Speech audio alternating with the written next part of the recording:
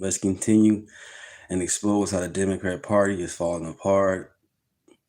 Let me keep on lying and stop voting blue no matter who, you guys. Do some research. Don't vote for them because they're black. Don't vote for them because we need a woman representation. If she's good, then yeah. If you're good as a black man, a person, or woman, then yeah. But facts over feelings, you know?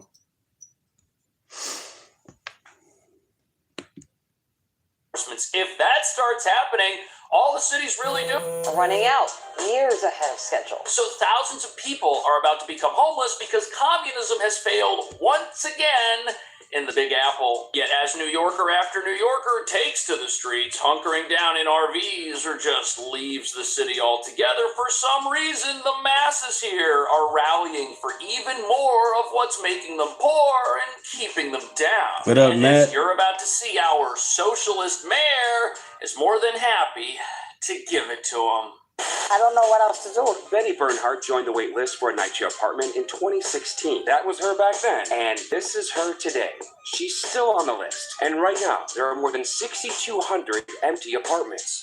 These are called That's mobile crazy. homes that we're seeing right behind us, Marissa, but this stretch of Bronx Boulevard is anything but Oh, it's mobile. doing good, This is what man. neighbors have been Nice and complaining sunny about outside. for months. We tried to speak with a woman who lives in one of these RVs that was being towed away, but she too ran away from us. Earlier this week, the governor demanded that the city tighten its belt because the program was growing With 4% a month. Together we will show the world what solidarity means.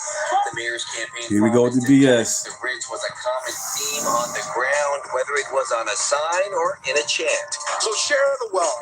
They're not asking for the kitchen sink, man. The city operates hundreds of buildings like this, full of affordable housing units. Yeah, some random guy chat. Yeah, some random guy. Yeah, his chat was off the chain, man. I was glad to be part of it. I'm glad you was there too. Cause these damn liberals and Democrats keep on saying the same stuff and trying to trigger us with words. Them words ain't gonna hurt me or us. Be bigger and better than that. But Betty's one of more than 150,000 people on the wait list to get one. How long is that? I may not even live till you decide to say, okay, we got you an apartment.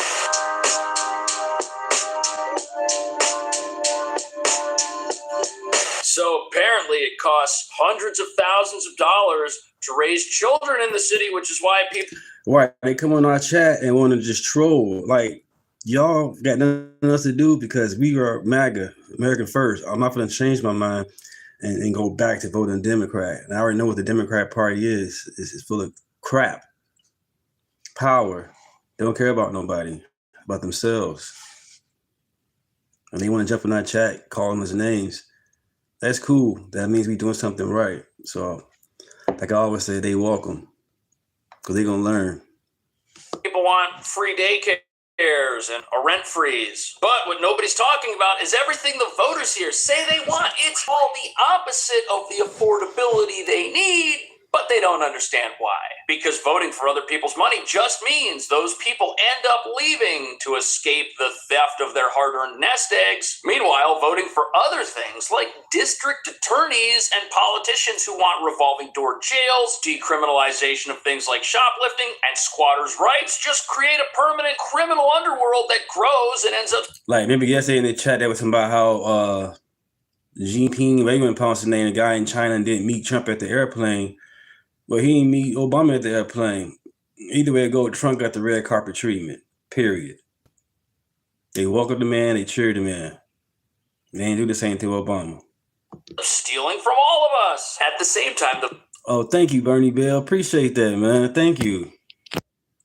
Thank you. Appreciate that. Name is Deunta. Thank you. Let's continue.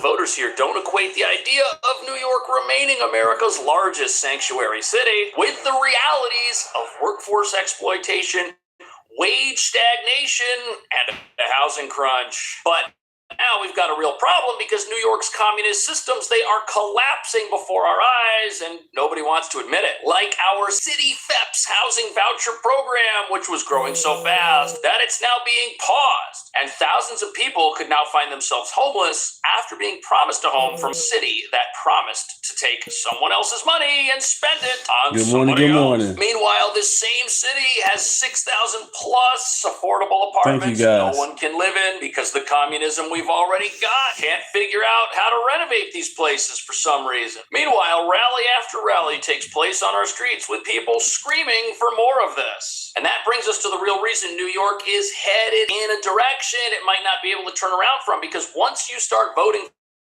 for other people's stuff and that becomes how everybody thinks, those people are going to leave, the money's going to run out, and it's over. Now, there are some critics who will say that our mayor is brain dead and clueless and doesn't have any idea what he's doing, but they're missing the reality. He truly believes in communism, and he thinks it can work. Watch this. We have to continue to elect more socialists, and we have to ensure that we are unapologetic about our socialism. There are also other issues that we firmly believe in, the end goal of ceasing the means of production. This is why businesses, landlords, housing providers, anybody who's earned or accomplished anything is the enemy now in New York. It's wrong for someone to come along and make a profit, even if the thing they provide adds more value to society than their net worth. And before you learn what horrors await New Yorkers under communism, how to understand the trap the city has set for itself that it is now walking into without thinking about it. But Tommy's still in his honeymoon period. He's only been a mayor for a few months. It's amazing that his only policy moves that get lots of exposure, and it's smart because he's pretty savvy at social media, is to think of new ways to tax people. He doesn't talk about efficiencies, executional skills, try to run the city any better. That's not what he's doing. He's saying, look, I'm going to get you a lot of free stuff. We know for certain that he's going to try his free food program in Harlem soon. What I think is going to happen to him and many others that have tried the strategy of money for nothing and chicks for free is the weight of the policy finally breaks down. Yeah, that's probably going to happen. But the problem is the mayor ran on this. He told people he was going to freeze rent. He said there were going to be these city-run grocery stores. He promised all this free stuff, and he said somebody else was going to pay for it. If he doesn't walk into this with the same intensity that he promised it, people are going to say, hey, we were lied to. But speaking of the weight of these policies collapsing on themselves, that's already happening. We've already been trying to give one person something at someone else's expense, and it's not working. And what do you think the people running this place are going to do about it? There's another push tonight to get Mayor Mamdani to expand a housing voucher program that helps people move from shelters into apartments. Political reporter Marsha Kramer says Governor Hochul has criticized the program for fiscal excess, putting pressure now on the mayor to curb its growth. Earlier this week, the governor demanded that the city tighten its belt because the program was growing exponentially. They have programs that are growing not 4% a year, but 4% a month. Every month, the New York City housing voucher program gains 4% more people. That's insane. It definitely shows that we've got a big problem here, but it shows that this thing is running out of money much more quickly than anybody ever thought. And here's the other problem. New York also has a massive homeless population. We've got hundreds of thousands of people who do not have a place to live. This is sad. This is terrible. But because we won't do the thing that would actually help people become upwardly mobile here, which is called building new housing for people to move into, all the city can do is compete with itself. If you're not going to add apartments for people to move into, but you're going to create voucher systems that are supposed to help people go and get the apartments that we have, which already aren't enough, that's just going to jack up costs further. That's just going to mean that people go homeless regardless because we're not allowing somebody to come into New York and make money providing something for somebody else because, that would create a millionaire. That's wrong. And now we've got people taking matters into their own hands because the wait times for these city-run apartments, these voucher programs are just so long that it doesn't look like there's any hope on the horizon. Well, these are called mobile homes that we're seeing right behind us, Marissa, but this stretch of Bronx Boulevard is anything but this is mobile. crazy. When we first brought you this illegal encampment story back in February, this is what neighbors have been complaining about for months. Officers here on Bronx Boulevard say they were towing at least 3 vehicles what up, found to be in violation of that illegal dumping or illegal parking. and storage of a mobile home. We tried to speak with a woman who lives in one of these. So you've got RV encampments popping up all over town, not just in the Bronx, but in certain areas of Brooklyn. People have decided, you know what? There's no help for me from the local government. There's no apartment for me to afford. And this is a heck of a lot cheaper than paying $5,000 a month rent for a one-bedroom. Yet communism was supposed to come along and solve all of this for New York City. Yet the communist programs we have are the reason people are living in RVs on the street. There isn't money to renovate the city's stock of affordable apartments. That's why we've got 6,000 of them nobody can live in. It just takes way too long. So those apartments are sitting empty. Meanwhile, people are waiting decades for one of them and are still waiting. And while the city's running out of its own money to pay for this stuff because it can't seem to tax the rich enough, the rest of America has decided it doesn't want to pay for this either. Congress created the vouchers through the American Rescue Plan Act of 2021. But it has run out of money 4 years earlier than expected. Everybody on a voucher is not getting their voucher for free. My rent, I spend more than NYCHA spends for me. She's one of 5,200 people in the New York City area alone. They'll be losing their... You guys get a chance, check this video out. I just did it this morning. Like, share, and subscribe, and comment. It's all free. Check it out. Vouchers. The email from NYCHA, who administers the federal program locally, says it's working to find alternative subsidized housing options, and voucher holders must fill out an application in NYCHA's public housing program. So here we have a federal program that was paying to help New York. That's insane, right? But how is it New York not even that big of a state budget, bigger than Florida? That's insane, man. New York City's local housing authority that can't renovate its own apartments or find people to live in its own apartments because it can't seem to fix them up. This was money all of America was spending to help that same city agency try to find other apartments for people. Now it's run out of money. More money's not coming. And now the same city that can't get its own act together says, yeah, Phil. The money there. The money is definitely there. Let illegal come around. They get the money straight to the illegal. And that's the problem. Out an application. We're going to help you. Now, it's certainly not the fault of somebody who can't afford to live in New York for relying on a program that paid for them to live here. No, it is instead the fault of politicians that pitch these programs as the solution to everything, knowing they're going to run out of money because communism just doesn't work. At the exact same time, this woman who's now going to lose her home, she's got money to pay for an apartment. She's got money to pay to live somewhere, but she's not allowed to do that because the city won't let anybody build an apartment for her to live in. At the same time, nobody's allowed to renovate the apartments she could live in because the money to do that doesn't exist for some reason. We tried to speak with a woman who lives in one of these RVs that was being towed away, but she too ran away from us. Some of these neighbors say they understand the owners of these mobile homes' frustration, adding that they're just trying to get by and live their life on the road. I think they should leave them alone. It's just another part of the city, I guess, doing what they do to make their little money or whatever the case is. You know what I mean? I mean, we got a problem with living situation anyway. Yeah. They got Campbell's. That's a house on wheels. The NYPD is out here enforcing the law. The owners of these RVs, they may be out of a home temporarily. Officers say they could reclaim their impounded vehicle. Oh, so people's vehicles are going to get towed, and then they're going to be able to reclaim them, and what are they going to do with them? They're just going to have to drive them to another part of the city where there's no enforcement action. Perhaps they'll go to the encampment in Brooklyn, which has existed for several years and isn't the subject of any of these site enforcements. If that starts happening, all the city's really doing is policing itself in a manner that pushes its problems around without actually helping anybody. These are people who can afford an RV. Some of these look pretty nice, but we're not out there building the hundreds of thousands of apartments we're going to need, which would bring down prices and actually help people live somewhere. And the reason for that, the reason this is not being considered at all is because you've got to right, bud. What happened to all the free stuff that he promised? Property and wealth and profit are all evil. So if something will result in one of those three things, a private landlord earning a profit by building something that he owns and that everybody doesn't own, it's not allowed. That can't be the solution. Instead, government has to be the solution. Instead, the communist system of taxing one person and spending their money through the government on somebody else, that has to work perfectly. But is housing the only problem New Yorkers face? Is this the only thing forcing people to live on the streets or to wait decades to live in an apartment? Or is there something else that they also don't understand? Do you feel prices are going up faster than ever before? Yes, they do.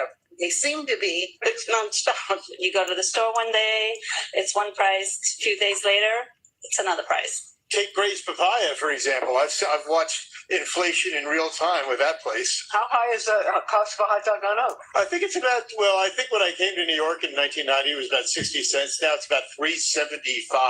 Wow.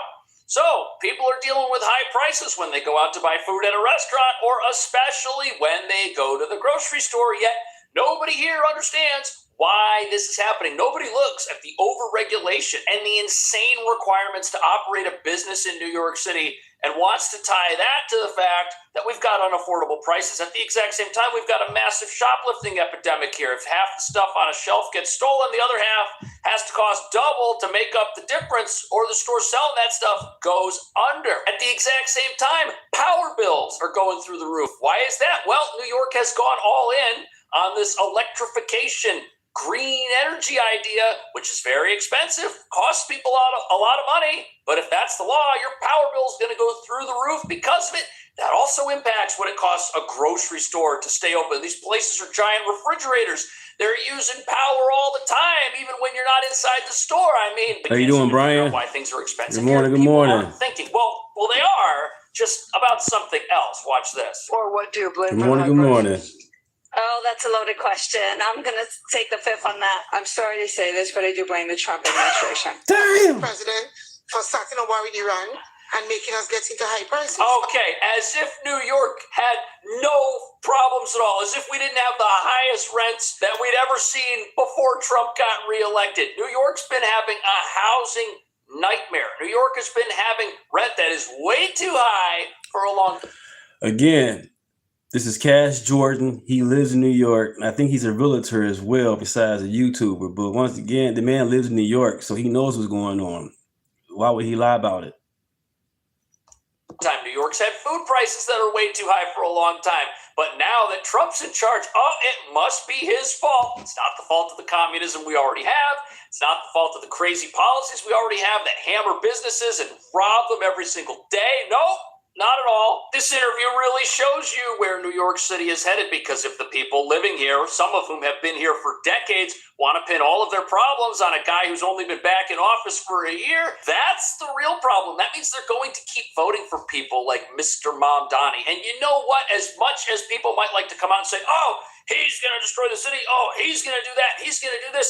He represents the people that put him in office. He didn't get into office by accident. He was honest. He said, I'm a socialist. Right. I want to tax the rich. I believe in seizing the means of production. He said all this stuff, and people were like, sign me up. The only way we can have fairness in the country is by redistributing wealth, by taxing the rich. That's the problem here. And you know what? If he didn't say it, somebody else would have come along and say it. That's the ticket to getting elected here. And the real problem is that means after Mayor Mamdani finishes the maximum number of terms, because I'm absolutely certain he's going to get reelected since this is how voters think, whoever replaces him, whoever follows in his footsteps, will likely have to promise even more and offer even more free stuff. Not just free buses, but hey, how about a free subway? Not just free grocery stores, free apartments for everyone, frozen rent for everyone. The list goes on and on and on, because that's what people here are voting for. They're not going to decide all of a sudden that, hey, we're going to vote for some pro-business agenda. No, that's not what Beautiful the voters Bill, good morning. No, easily Trump. To me, the choice. He ran on lowering prices, and he chose to play around with tariffs. He just wants to control the world, and he doesn't care about the consumer. I feel like I kind of would want to point the finger at our new mayor, because I feel like I've heard him say a lot that he was going to get free transportation, get lower prices. Right. And I haven't seen these changes yet. Right. And you know what? Even if those changes come along, and then my thing is this: you people blame Trump for every goddamn thing. Did y'all even vote for Trump? No, y'all didn't vote for Trump. Since they did not go in a certain way. Oh, Trump didn't lower the prices of gas, this and that. He started doing it. We ain't complaining about it. You didn't vote for Trump, so why y'all complaining about it? Let the MAGA complain. Y'all Democrats are funny. they're not going to create affordability. The mayor's promising things he's not delivering, and when he delivers free buses for everybody, Where's that money going to come from? It's going to come from your businesses. It's going to come from the people who create jobs. It's going to come from your for-profit grocery stores because everybody's going to have to pay for this stuff. The same thing with a rent freeze. You don't think the prices at your grocery store are going to go up if the rent in this city gets frozen? You got another thing coming because the landlord that owns the building the grocery store is in, he's likely got a portfolio of apartments all over town, apartments, storefronts. If some of those apartments are rent-regulated apartments and all those rents get frozen, and his taxes keep going up, his electric bills keep going up, his fees and summonses from the city keep going up, where is he going to find the money to pay all of that stuff? He's going to find it in the grocery store's rent.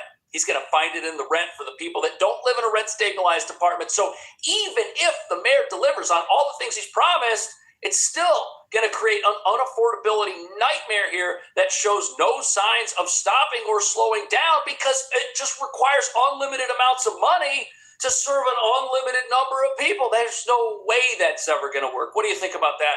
I will see you in the next video. After losing millions, Walgreens has decided to leave Chicago. Has been in the... And this is Chicago BS. Walgreens are leaving Chicago.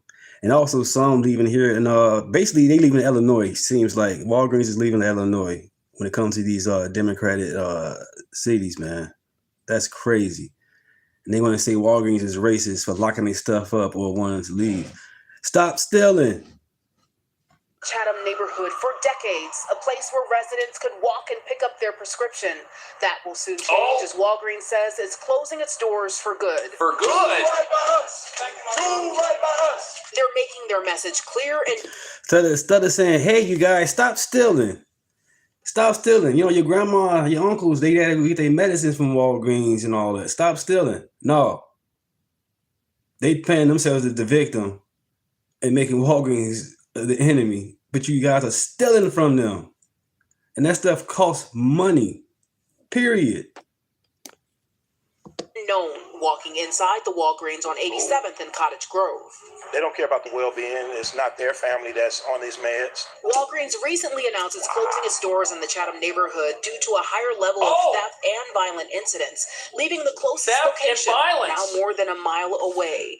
Daryl Smith says he relies on this Walgreens because his 76-year-old mother had a lung transplant and takes 54 pills a day. Then he should be upset that the city of Chicago won't lock up its criminals. But do you think that's going to happen anytime soon? He says during his lunch break, he gets her medication. And also, I was a barber in Chicago on Madison and Laramie for years. People would go to Walgreens and steal laundry detergent, soap, all type of household products. They'll come to the barbershop, beauty salons, nail shops, and be selling the detergents. The big ones. I mean, the big stupid detergent for the most lowest prices ever, just to get their little rocks off. Say if it costs $20 for them big laundry detergents, they're gonna sell it for $5 just to get high. That's crazy. But nobody could complain about it. They cool with it. Oh, come on, I'll take it. They ban like 4, 5 of them, 10 of them. Y'all know they stole it from Walgreens up the street, right? Y'all know that, right? Nobody ain't saying nothing. They just buying it and buying it. Now they mad at Walgreens leaving. You guys supporting them to steal. That's stupid. Now y'all mad. Y'all, yeah, let me continue. From this Walgreens in the 6th Ward. And if they close this Walgreens, the next one is not within the distance for me to do on my lunch break. So it's real inconvenience. 6th Ward Alderman William Hall says he wants what they've done in other neighborhoods, modifications. What we're witnessing is, again, a tale of two cities. Downtown on 12th Street, they figured it out. On 87th Street, they just give up. They've been giving up in the 4th Ward, the 5th Ward, now the 6th Ward. This isn't the first time Walgreens has moved. So because one Walgreens is still open for now, and this subscribe. You guys haven't already. Let's grow. Sin. But the reality is, all the criminals now only have one store to rob. This isn't the first time Walgreens has moved out of Southside neighborhoods. Last week, reported Walgreens announced it was closing 5 Chicago locations, including a significant store in the Bronzeville neighborhood at 35th and King Drive. To turn it back on the south side of Chicago is absolutely inhumane. Good morning, Brian. Inhumane, but they're getting robbed.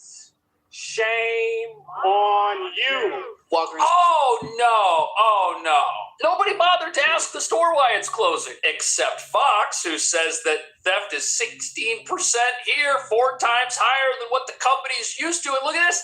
Those lock boxes, those things that increase the cost of what the law-abiding pay for, well, those get robbed all the time, too. They're useless. Those are the progressive solution to crime. The theory is if you lock up all the products, you don't have to lock up any of the criminals. And it looks like that didn't work. But do we dare ask some of these folks who are in denial who's at fault here? Walgreens should be charged with first-degree corporate abandonment. It should be a crime the way they're treating our elders. Not saying stop stealing, but they cool with them. Yeah, it should be a crime the way they're treating our families. What about the criminals? What should they be charged responding with the statement in part, quote, despite a range of efforts, including previous operating adjustments, Look at that. Look at this. safety challenges made it increasingly difficult to maintain a secure environment for our team members and customers. Why does nobody want to blame the criminals? Maybe this is what Walgreens should have done. Look at this. Look at this Kroger. And when you turn this way, that is also a barricade. The whole thing is a jail. Wow, this is crazy. So you come in, there's a door there to enter, and this entire health, wellness section is like barricaded off within the store. Hold on, I want y'all to see this. Look at this. This is what's going on with the Democrat Party, and they talk about the redistricting and all the other BS. Democrat Party wants you to vote for these people at the bottom, but yet, because these are Republicans, these are black women, Republicans, they black, but yet, y'all read it.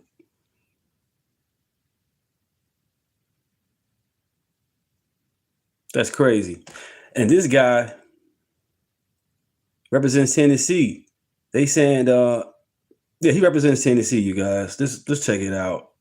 It gets robbed. This is crazy. And it's not like closing a store is something the store can do for free. Look at this. Walgreens said 2 things. They said, first of all, the profitability was down because of all the crime, and not as many people were filling prescriptions here. So it's not like they could have the loss leader, which is the stuff on the shelf, continue in the face of declining overall business. So people aren't paying for the stuff inside the store. More of the stuff inside the store is getting stolen from it, which means people are already getting their prescriptions somewhere else. Apparently, this store lost over $1 million last year. That's insane. If your store is losing $1 million, it ain't. So I'm trying to get at it. They're saying that Tennessee gonna lose their black vote and black power, but this the guy's in power for 20 years. He's been in power for 20 years. He's a black woman, Republican. They don't want her. They want this guy. But they're gonna tell you that the blacks are not being represented. Amazing. Ain't staying open for very long. Signs outside this Cottage Grove Walgreens explicitly warn customers it is closing in less than a month. Less than a month. It's a big deal, especially for people who depend on this specific store. Who there are now like less of. Now you gonna tell me it's not racially motivated? Okay. I mean, you didn't close nothing in Andersonville. In Carla, Germany. I don't drive. Having to go cross town to get my medicine will be an inconvenience. At a community town hall inside St. Mark's United Methodist Church Saturday morning, officials from Walgreens sat at the front while a few dozen people wanted to know why this location. I can't believe they went to that. Is at 16%, 4 times the company average. So you have a Walgreens. It's in a high crime area, and nobody wants to admit that it's in a high crime area. It's like people will do everything. They will blame the company. They will look at stores in other neighborhoods that remain open. They will accuse the executives. And you know what they did with? Now, this one was going to anger the liberals. Did you know a black woman actually warned the Democrat Party about the consequences of illegal immigration? Yeah, it's true. And you know what they did with her report after she warned them?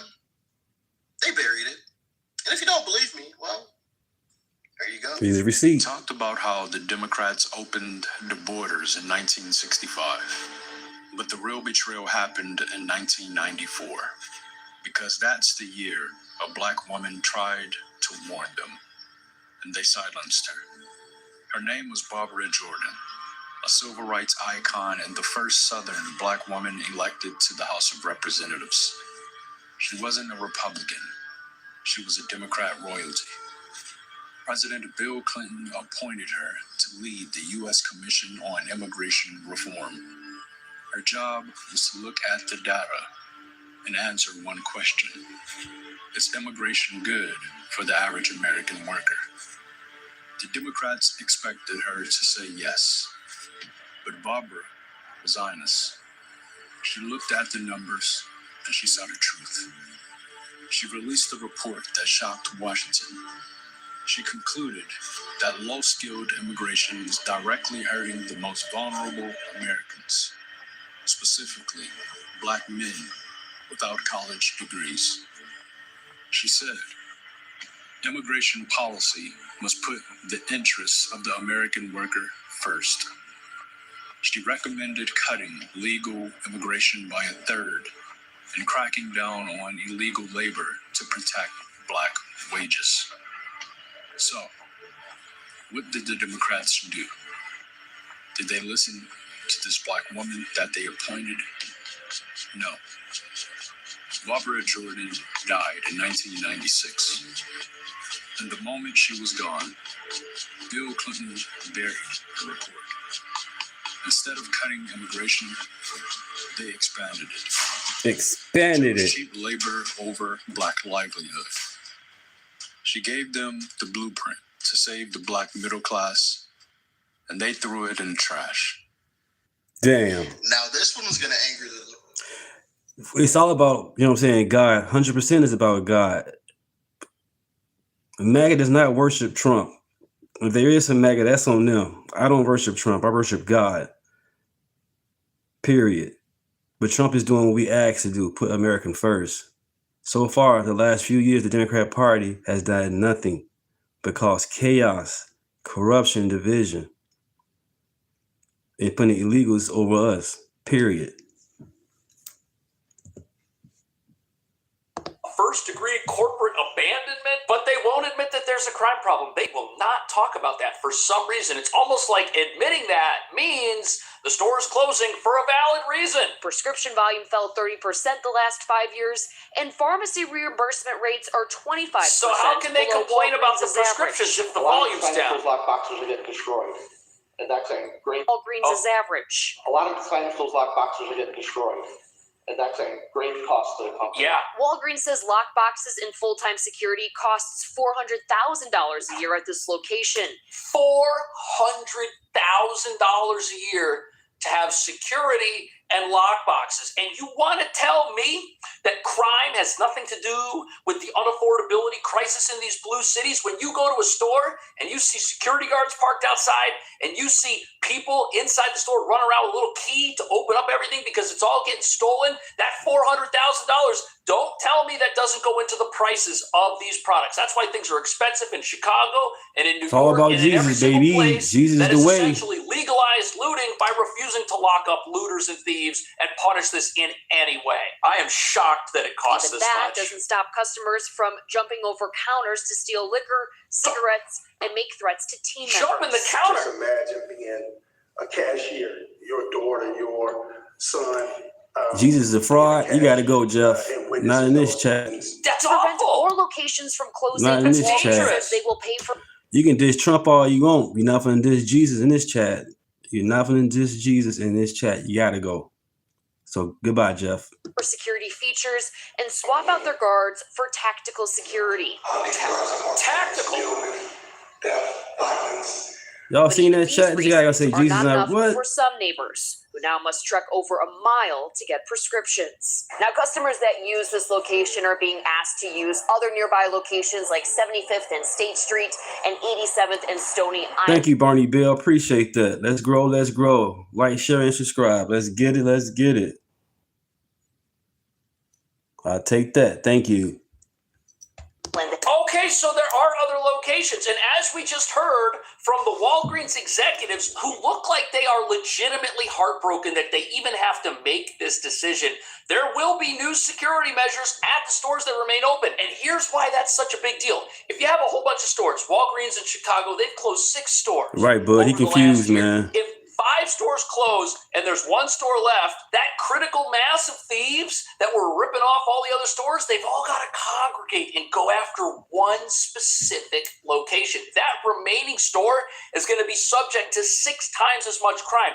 They're going to have to lock down everything. They're going to have to spend millions in security just to keep the place open, which is why they're closing so many stores. And look, the most depressing thing about this is the fact that when you see these products all locked up, what this is essentially happening is you have a city like Chicago or New York telling businesses that, hey, crime isn't going to be our problem anymore. It's going to be your problem. We're not going to police crime anymore, so you better figure out a way to do it. And that directly translates to a higher cost of operating these businesses. And the only way they're going to get the money to operate is getting it from the residents who say they can't afford to live in these places. But nobody wants to connect the dots between crime and poverty. It's like, it's such a simple connection to make, but we don't even want to talk about it. But just before all right. 2020. Thank you. Unfiled returns, or have you filed every year but just keep owing? Did you retire and suddenly get hit with a tax bill you didn't expect? Are you a business owner with messy books and a balance you can't afford, or did you just pull money out of your 401? Neighborhood will close on June 4th. It is the 6th Walgreens to close on the city's south 6 side. stores. Damn. In the past year. Several city council members say the latest closure is creating a pharmaceutical drought, especially for ultra-black residents who rely on the store for their prescriptions. Then why aren't they doing anything about it? Released by the Chicago area-based company, Walgreens says this location has experienced a significant high levels of theft and violent incidents. Some customers say it's true, but they hope a compromise can be reached so they can continue to get their prescriptions. Right. So the compromise. What kind of compromise do they want? If the compromise isn't, okay, the people who steal lose their freedom and go to jail, the only way you can have a compromise is with prices going up. And with the store costing so much to operate, nobody shops there. And as expected, in a lawless city that won't punish criminals or do anything to help businesses, there are other affordability problems too. Everything is going up. Whether you're paying a mortgage or paying a landlord, the price to keep a roof over your head keeps climbing. Renters want relief, while landlords say their hands are tied. With gas nearing $7 a gallon, and grocery bills steadily increasing, we know why those are up. It's safe to say most people are watching how they're spending every dollar. But there's $1 or hundreds of dollars people can't control. The rent keeps increasing year to year. Just keeps going up and up and up. From the south side to the north side, renters are feeling the pinch. Y'all voted for that. It seems like there's annual increases of $200 to $300 in rent in different spots, and you just gotta. That's because there's a housing crisis. It's affordable. Many groups are calling for Illinois to change a law that's nearly 30 years old. Damn. It wants rent control so people don't get I'm 43. rent control apartments in neighborhoods. Just kind of a disaster. A thing where they're like, deal with it, or move somewhere else. People think if you own property, then that must mean that you can pay the bills for it. Ebony Lucas is a landlord who owns this 3 flats in Bronzeville. Her tenants received a notice for payment changes. We're increasing our rents for the first time since 2021. And we didn't want to. But Lucas points to this property tax. There it is. So you got the government here that is stopping. But you voted for it. You didn't want to, but you voted for it. Property owners from trying to make money by Jesus is king, baby. It needs money to fund all of its nonsense. Therefore, rents are going up. And now renters want rent control. They want landlords to have profit that stays here and the baseline to just keep going up so that they can stay forever. This is the same thing we're witnessing with Walgreens. They want Walgreens to stay open even though they're losing money, and the baseline keeps going up because of all the theft. It's the same thing. You have an attitude of entitlement. That's what you have here. People want everything for free. They want stores to stay open even though they're getting robbed blind. They want their landlords to stop raising the rent even though their business is going out of business. But there are other problems these landlords are having. Listen. On the building jumped 76%. She once paid about $7,400, but now the bill went to $21,000. 76% more insisting. Most independent landlords are not trying to push tenants out or just increase the rent for greed. They just want to collect. Most are in her shoes, forced to pass the extra cost on to tenants. Currently, 7 states allow rent control, but Lucas says that's not an easy fix. Well, all these 7 states. It doesn't work. I'm here in New York. We got $5,000 a month rents and All Democrat states. Wow. Jesus Christ. Some parts of Manhattan right now, it is more expensive than it's ever been to get an apartment in New York, and we have rent control on about half the apartments. And you know what that does? That takes half the available apartments in New York, locks them up because nobody's moving once you get one of those apartments. It's also bankrupting the landlords, so pretty soon those apartments that are locked up disappear permanently. And what does that mean? Anything that's market rate, anything that's not under a rent control apparatus, the rents on that go up even higher because all these apartments over here aren't even part of the situation. None of these places want to build stuff. They don't want to build their way out of it. They want to tax their way out of it. They want to rent control their way out of it. If we have rent control, we have to have expense control. Right. Because otherwise what you're going to do is you're going to force the small people who live in the community, who love the community, and who do this because we enjoy it, you're going to force us out. Yep. And all you're going to have is the big major companies that are not going to treat their tenants the same. And then the big major companies, they're going to do what Walgreens does because you know what? They're going to leave. This much, and the bottom keeps going up. Eventually, there's going to be no room even for a Walgreens to stick around. A Walgreens-sized landlord, the massive corporate juggernauts, they're not immune from the fact that if profits are capped, eventually the money runs out. And I'm surprised the lefties Democrats ain't tripping about Walgreens leaving because how didn't get their free booster shots? What nobody wants to admit is the real unaffordability crisis in these deep blue cities that nobody can afford to live in is being experienced by the places that would be able to do something about it if they were allowed to. For example, the landlords, since building is restricted in these places and landlords are getting hammered with taxes, they can't lower their rents.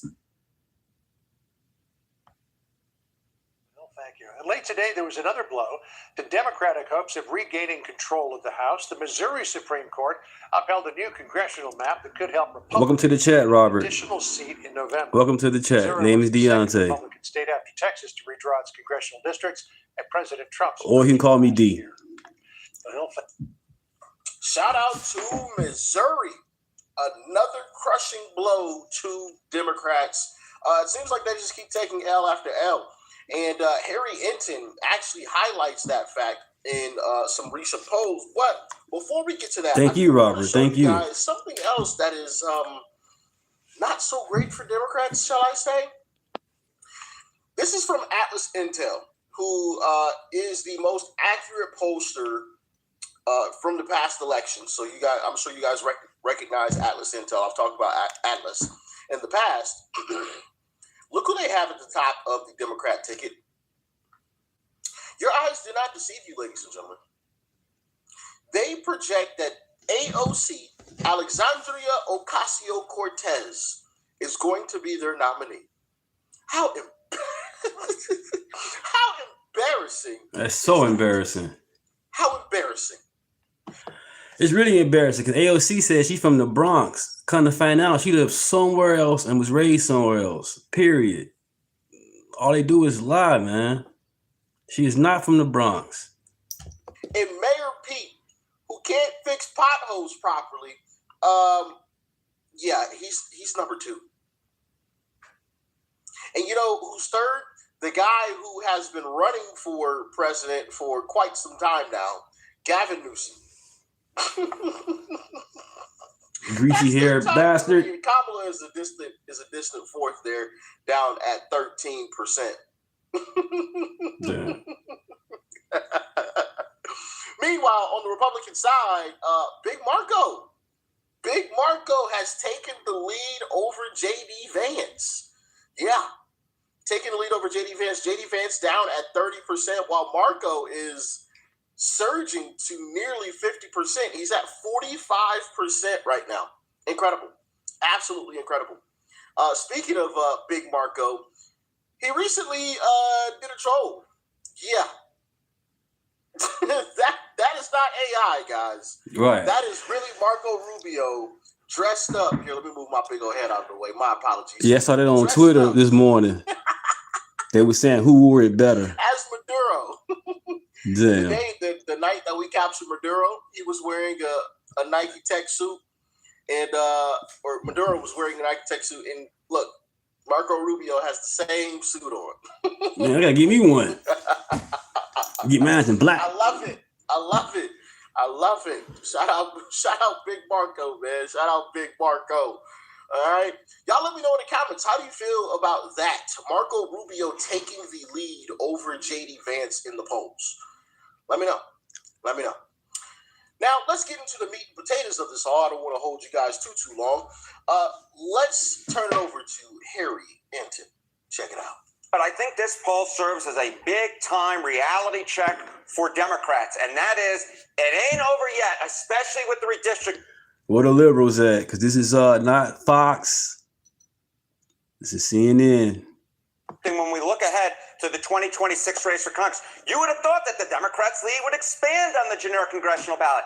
It didn't happen. Look, in March, Democrats are up by 6 points. Look at this now.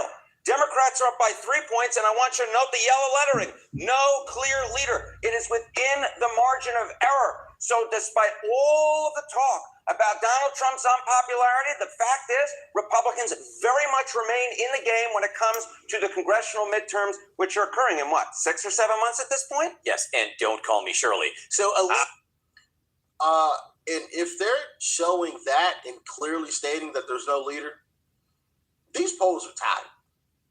And that spells doom for Democrats. Now, once again, and I do want to continually emphasize this because I feel like I always have somebody in Jesus is king. All of this means a hill of beans if we don't get out and vote. Okay? So we still have to show up in the midterms. We still got to show up in the primaries. Okay? We got some rhinos to get rid of in the primaries. We got to make sure we get them out of the way. All right? But we also still got to show up for the midterms. Yeah, these polls are great, but we still got to do our part. Okay? Still got to do our part. Still got to stay motivated because you know Democrats are going to try to pull whatever types of strings that they could possibly pull in order to try to get that win. As a matter of fact, I'm already hearing rumbles about, oh, they're going to try to use this hantavirus as the new COVID to try to get mail-in ballots back on the board. Yeah. Obvious play, but it's a possibility, right? It's a possibility. So we got to stay motivated, guys. We got to stay motivated. A lead of 3 points in the generic ballot test. That's the town, right? Yorkton. Thank you. Thanks, Matt. No, yep, it might not Yorkton. actually get the job done. And I love any reference to airplane, I will say, and Leslie Nielsen. Look at this. Okay, take a look here. Democrats in the National House vote margin. According to my estimate, what they need for control with redistricting in terms of the national popular vote is somewhere of a win between 3 and 4 points. What's CNN's current poll with no clear leader? It's a 3-point advantage. If this were, in fact, the actual result come election day, the race for Congress, the race for the House, would be basically a toss-up. And that is why the redistricting efforts that have been happening are... And there you have it, admitting that it's basically a toss-up. So, Brian, it's only one...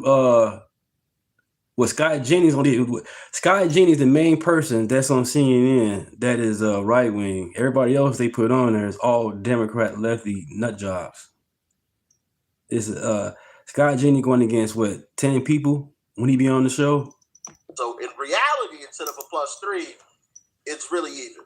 But of course, it's the Communist News Network. So what do you expect? So important because before the redistricting happened, Democrats essentially just needed to win the National House popular vote in order to win control of the House of Representatives. But now with the redistricting, their ladder, they have to climb ever higher, and a 3-point win may very well not do it. This is well within the realm.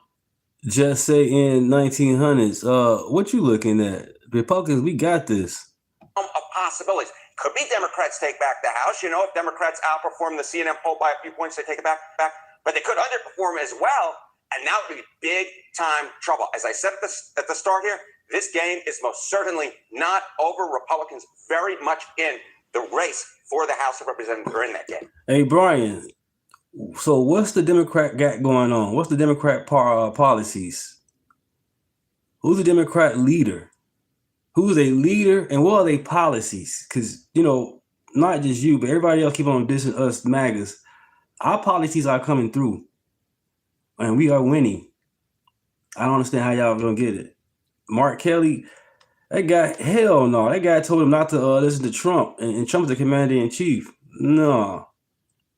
All right, I was saying, he should be voted out. On the economy, the president is just 30%, 70% disapproval. Those are, I think, the worst numbers he has ever had. But if his numbers are so bad, then why aren't Democrats benefiting? Yeah, that's exactly it, Johnny B. Look, we talk about, economic approval rating for the president. We talk about the net approval rating.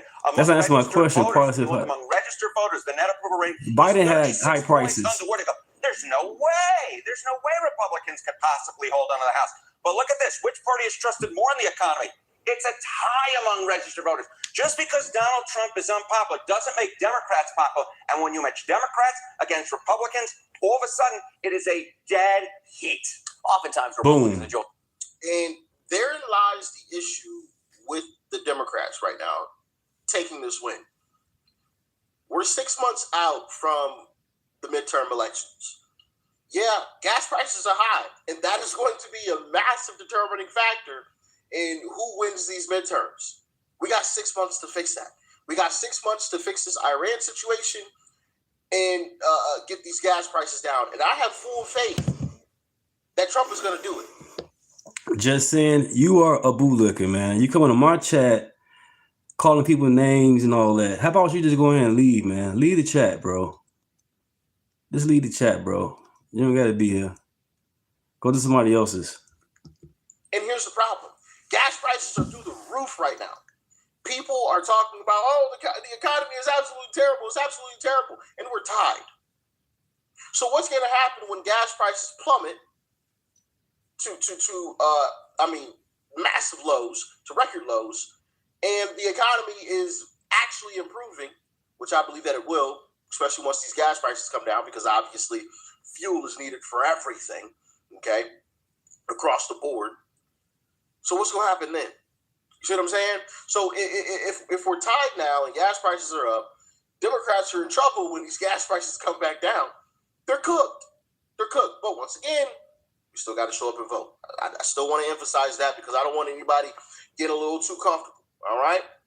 Well, he has an advantage on the economy, though. So tide may not be great for them, but still a huge disparity there between these two numbers. All right, we're talking about Democrats' chances, maybe not as big as they were a few weeks ago. What are the chances? A few weeks ago, I think we were saying Republicans, they could get blown out. Yeah, exactly right. And that's, I think, the other thing. Even if Republicans don't hold on to Congress, look, the chance of a blowout, that has shrunk considerably. Look at the cash prediction market. Chance that the GOP wins under 193 seats, you need 218 for control in the 2026 midterms. A month ago, it was a 48% chance they won under 193 seats. Now it's just 19%.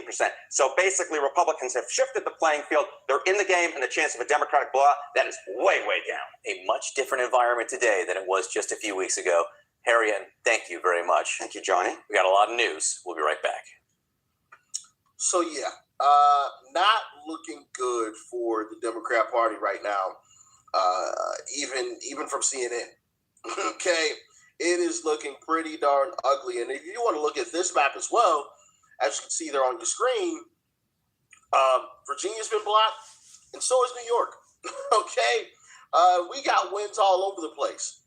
All over the place. Just keep winning. We got one tiny little win in Utah, all right? I didn't even talk about that with the judge, and one of the judges that was responsible for that actually recently resigned, which is kind of interesting. I think that tells you everything you need to know about what happened there. A little corruption going on, okay? All right. But, yeah, wins across the board. And like I said, this map doesn't even include Louisiana. I know South Carolina some of the Republicans there just voted to not redistrict, unfortunately. And we all know what's going to happen to them. All right? This is not the Republican Party of old.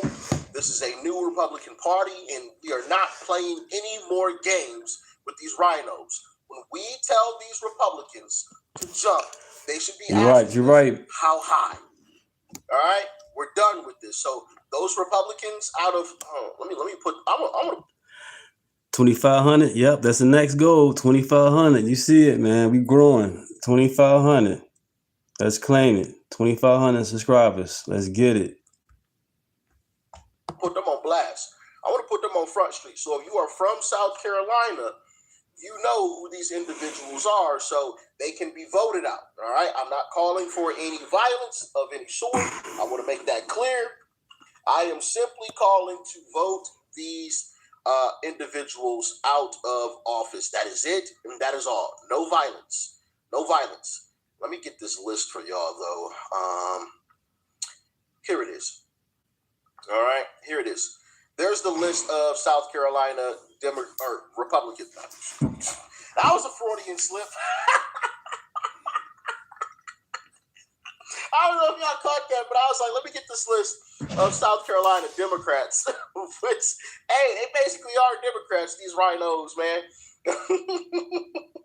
Now, technically, they are registered Republicans. So these are the registered Republicans. Right, and Jason. rhinos A W for Trump in China. Yes, yes. Voted out. All right. So if you are in South Carolina, you know who to vote out. All right. You know who to vote out and send them packing like we did those senators, those rhinos in Indiana. Okay. Those are the individuals. This is not the Republican Party of old. I'm finna switch it up for you guys. All those people was about getting them booster shots. Retired just out of the blue. Hold on. Just retire, just quietly. Okay, I'm going to have been waiting for this. It's no longer Rand Paul political theater anymore. We now have what I think is pretty rock solid, ironclad proof that Fauci is exactly who we thought he was. An evil, repulsive, scumbucket hero of the left who lied to us all, profited from everything, retired just out of the blue, just retired, just quiet. And had an auto pen pardon. So basically, he's gonna talk about the whole virus being bogus, man. It's a CIA agent whistleblower is gonna break it all down. How this all was BS. Quietly, okay, I'm gonna retire now that I ruined the entire world. I'm going to just leave. This is brand new, just in. Thank you. A CIA whistleblower. I have to put on my glasses because I can't see a thing. It's on X as well, the information. Under oath. I'm going to play for you this video that Dr. Anthony Fauci was directly involved in covering up the origins of COVID-19. The lab leak conclusions were withheld from Congress. Listen. Intelligence community leaders and senior analysts downplayed the possibility that the COVID pandemic originated as a result of a lab incident. Motives are difficult to define given the scope of the Diggs review. Intentional or not, the IC's actions resulted in a cover-up, wasted resources, and a failure to properly inform policymakers. Public health policy would have been very different had the American public been made aware that a virus from a lab in China was going to serve as the foundation for an emergency use authorization mRNA products being mandated by the former administration.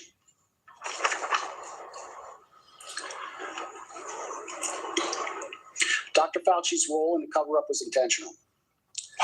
Dr. Fauci influenced the analytical process and findings by leveraging his position to ensure the IC consulted with a conflicted list of curated subject matter experts, public health officials, and scientists.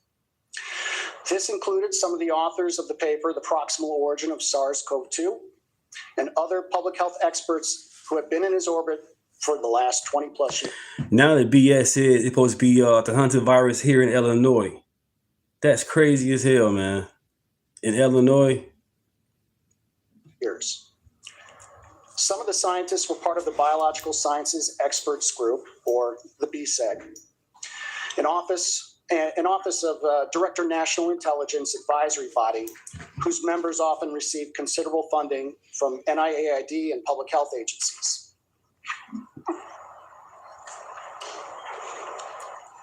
The BSEG scientists influenced national laboratory WMD research, policy decisions, finished analysis, and other intelligence matters, creating misaligned incentives and conflicts of interest, as well as counterintelligence issues. Right, so he ain't part in his son, ain't a part in his son with the auto pen. So they in trouble with the auto pen bullshit. Since 2006, the BSEG consulted part-time on biodefense issues for the IC, while conducting government-funded research and holding academia positions, as well as Yeah, Bernie been in for a while, man. Bernie, he cool. He been around for a while, Bernie. Maintaining roles in public health institutions and serving as members in the... One thing with my chat, I want everybody to be in the chat, you know what I'm saying? But no bots. That's the whole thing. I no bots. We're gonna agree and disagree, you know. National Academy of Science. They receive funding from NIAID and other agencies for vaccine research, USAID's PREDICT project, the Cooperative Threat Reduction Program. It even worked with Chinese scientists on coronavirus and other pathogen studies pursuing vaccines. There's one person I haven't seen yet, and that's Zach Scott. Haven't seen him in a while. Zach Scott, that's the guy you guys should be getting on. I'm surprised not in the chat today.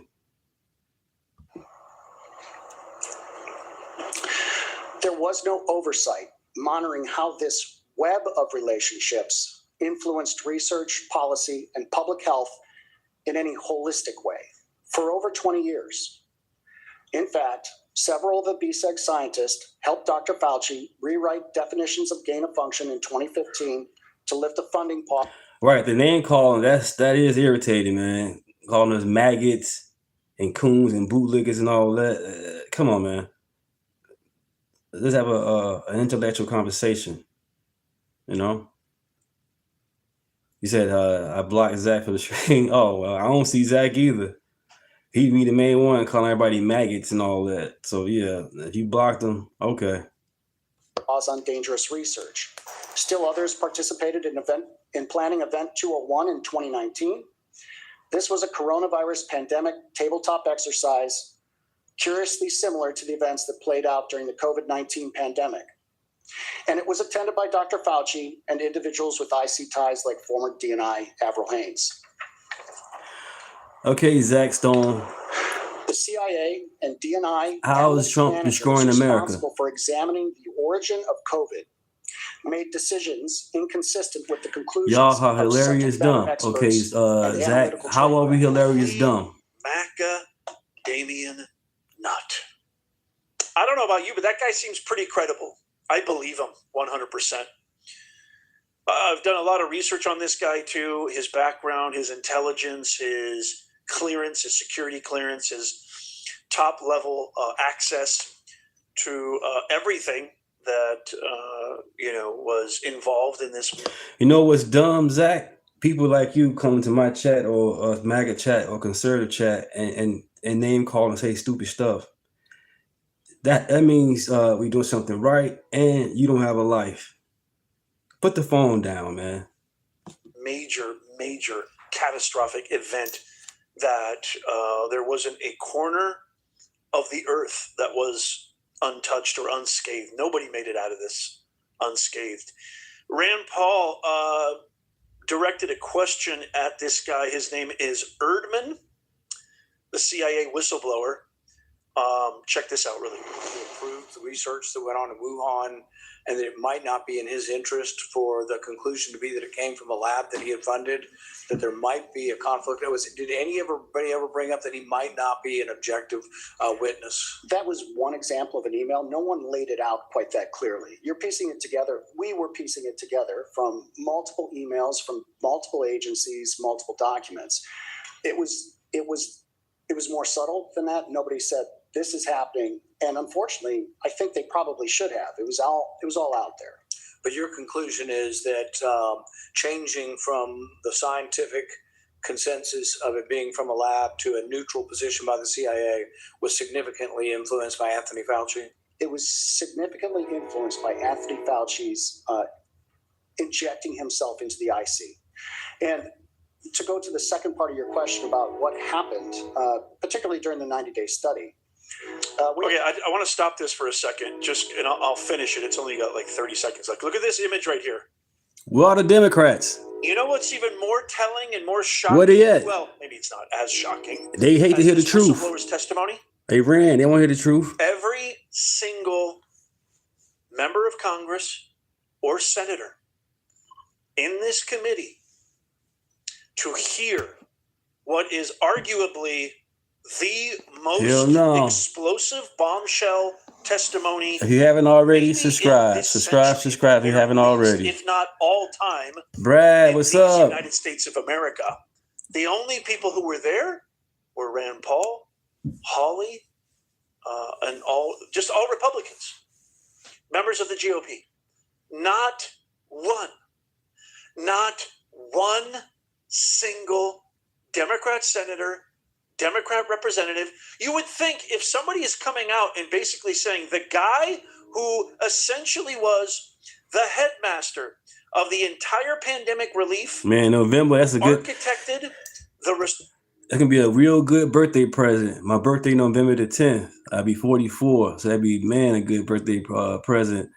Midterms, red wave. Response to one of the most catastrophic, globally impacted events, bio events in the history of the world since 1917, over 100 years ago, when the Spanish flu did something similar, if not worse.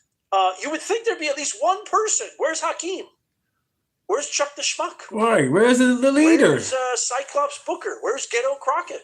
Do they not care? Like, tell me, what are your thoughts? I really genuinely want to hear what your thoughts are. They in on it? After everything we know about these guys, they fight for criminals over Americans. They want men in our women's sports and our daughters' locker room.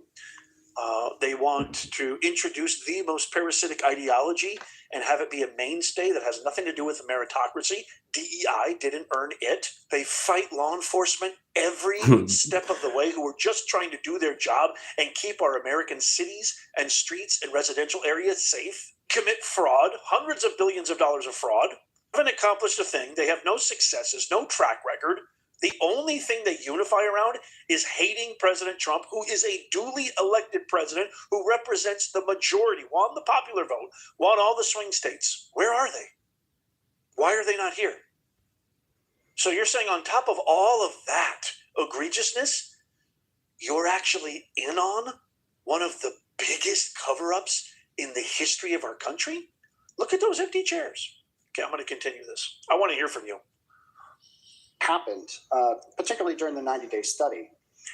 We have documentation that shows that as of August 12th, the CIA was considering calling this a lab leak, August 12th of 2021.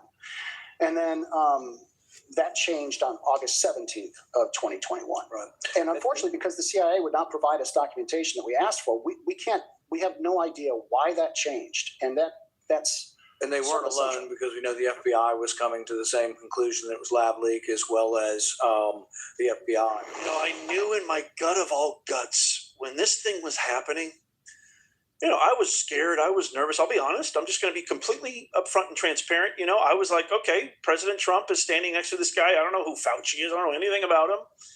But they're telling us to mask up. They're telling us that they're working on a vaccine. And I've got kids, young kids. I've got a wife. I've got a family. I took that first Johnson & Johnson one. Damn. I deeply, deeply regretted it. I just knew in my heart of hearts, I was like, no, don't. As long as you're careful, as long as you exercise, go outside, hydrate, just do all the normal things. Wash your hands, be vigilant about what you touch, what you don't touch. I wore a mask for a time just because they were band-aided, but I hated it. As a matter of fact, I think the mask made me sick, because when I was teaching at the university at the time, I had to wear the mask in class. It was absolutely abhorrent. It was awful. Then you start hearing of all these complications. Then you start hearing all these conspiracy theories. Fauci profited. He made billions of dollars off of the vaccine. He had deals with Pfizer, the Pfizer CEO, this and that. I didn't want to believe any of it. But after hearing what this guy has to say, and all of the evidence too, there is tons of clips and footage of Fauci literally saying one thing, and then like a month, 2 months, 6 months later saying the exact opposite. Tons of clips. I don't even need to share that because you know that. But even more than that, I trust my intuition. All right, my Bernie. Intuition is God. Red wave because of the portion and the Save Act. And the gerrymandering is over with. I am in the Father, and I am in you, and you will do greater things than these. I felt it deep in the marrow of my bones. Nez, don't do this, man. Don't take this. Thankfully, I didn't take any of the boosters. Yeah. But I regret that big decision because of everything that's come out. Holy macadamia nut. I want to play this. I can't wait to get your thoughts on this. Here is a clip of Rand Paul right after the explosive hearing, right outside the courtroom. Check this out.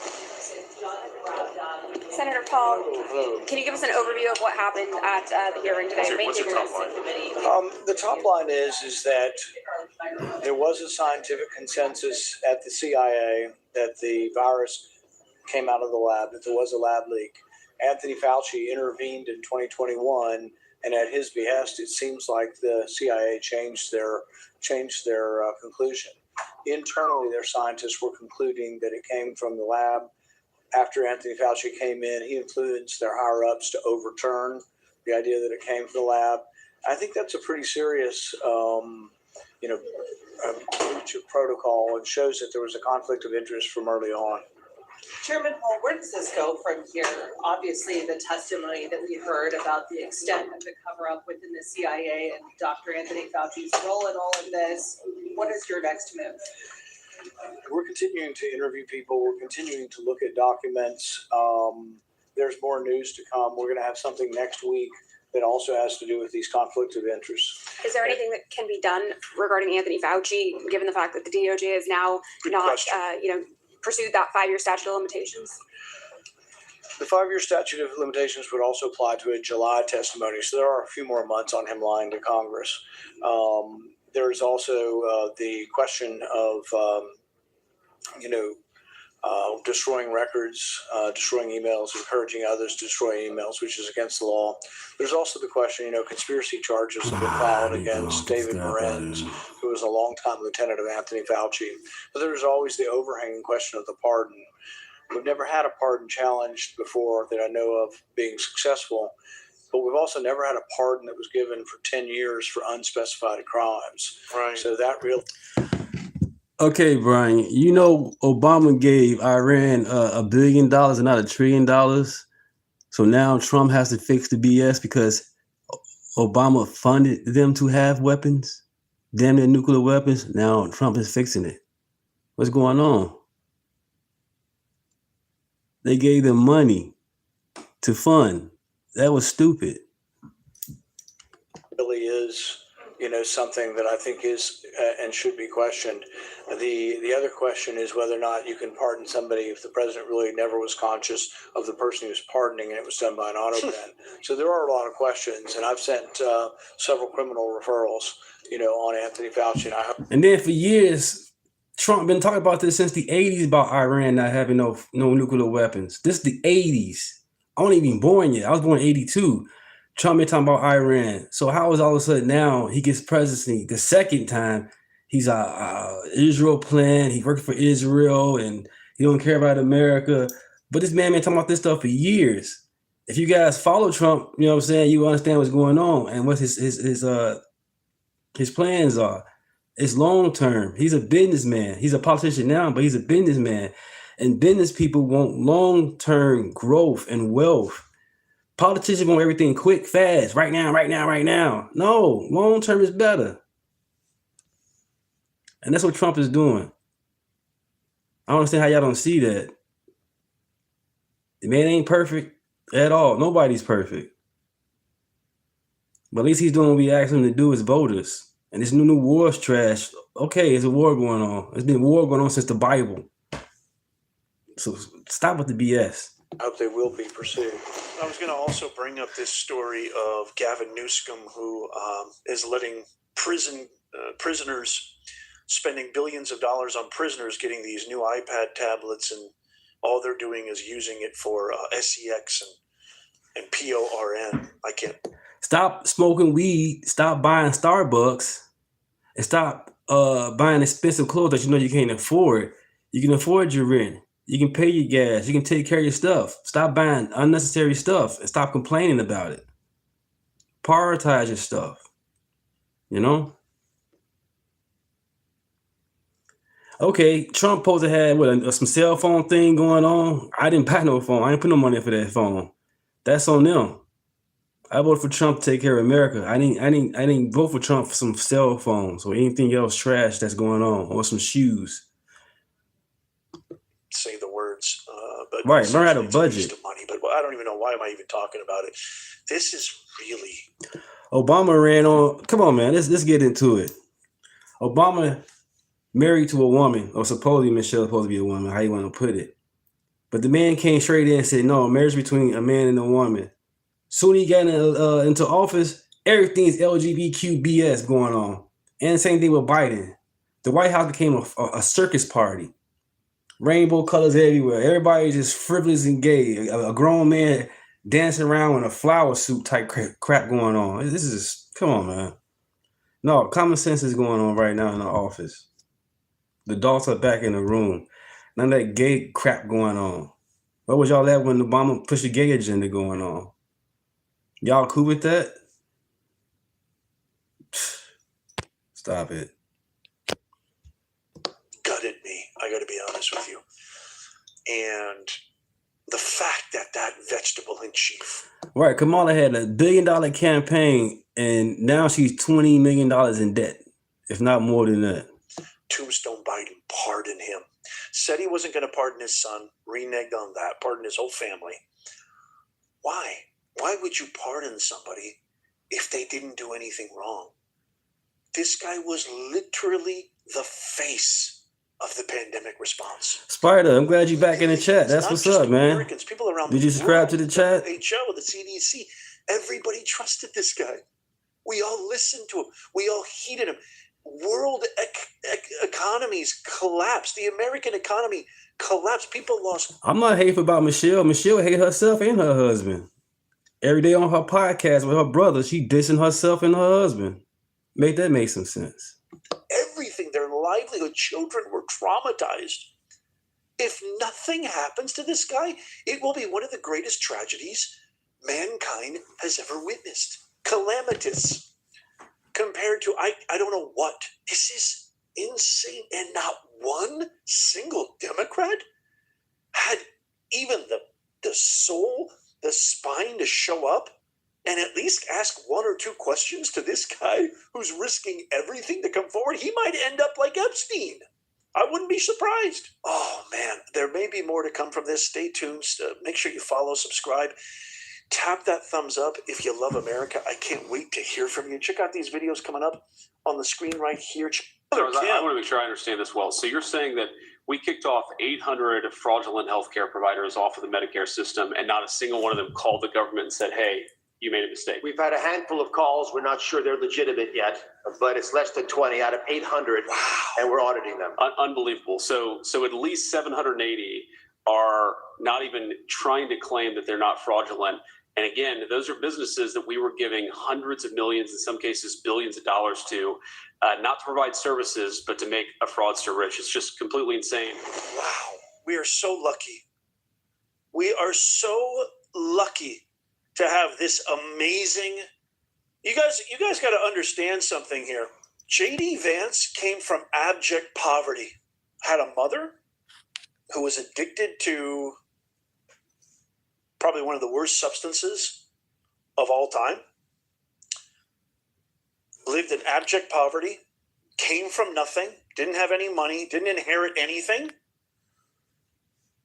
picked himself up from his own bootstraps. He is literally the personification of the American dream. He picked himself up of his own volition through meritocracy, not DEI, didn't earn it, worked his ass off, put himself through law school, didn't become a statistic. He fought. He knew that life, liberty, and justice.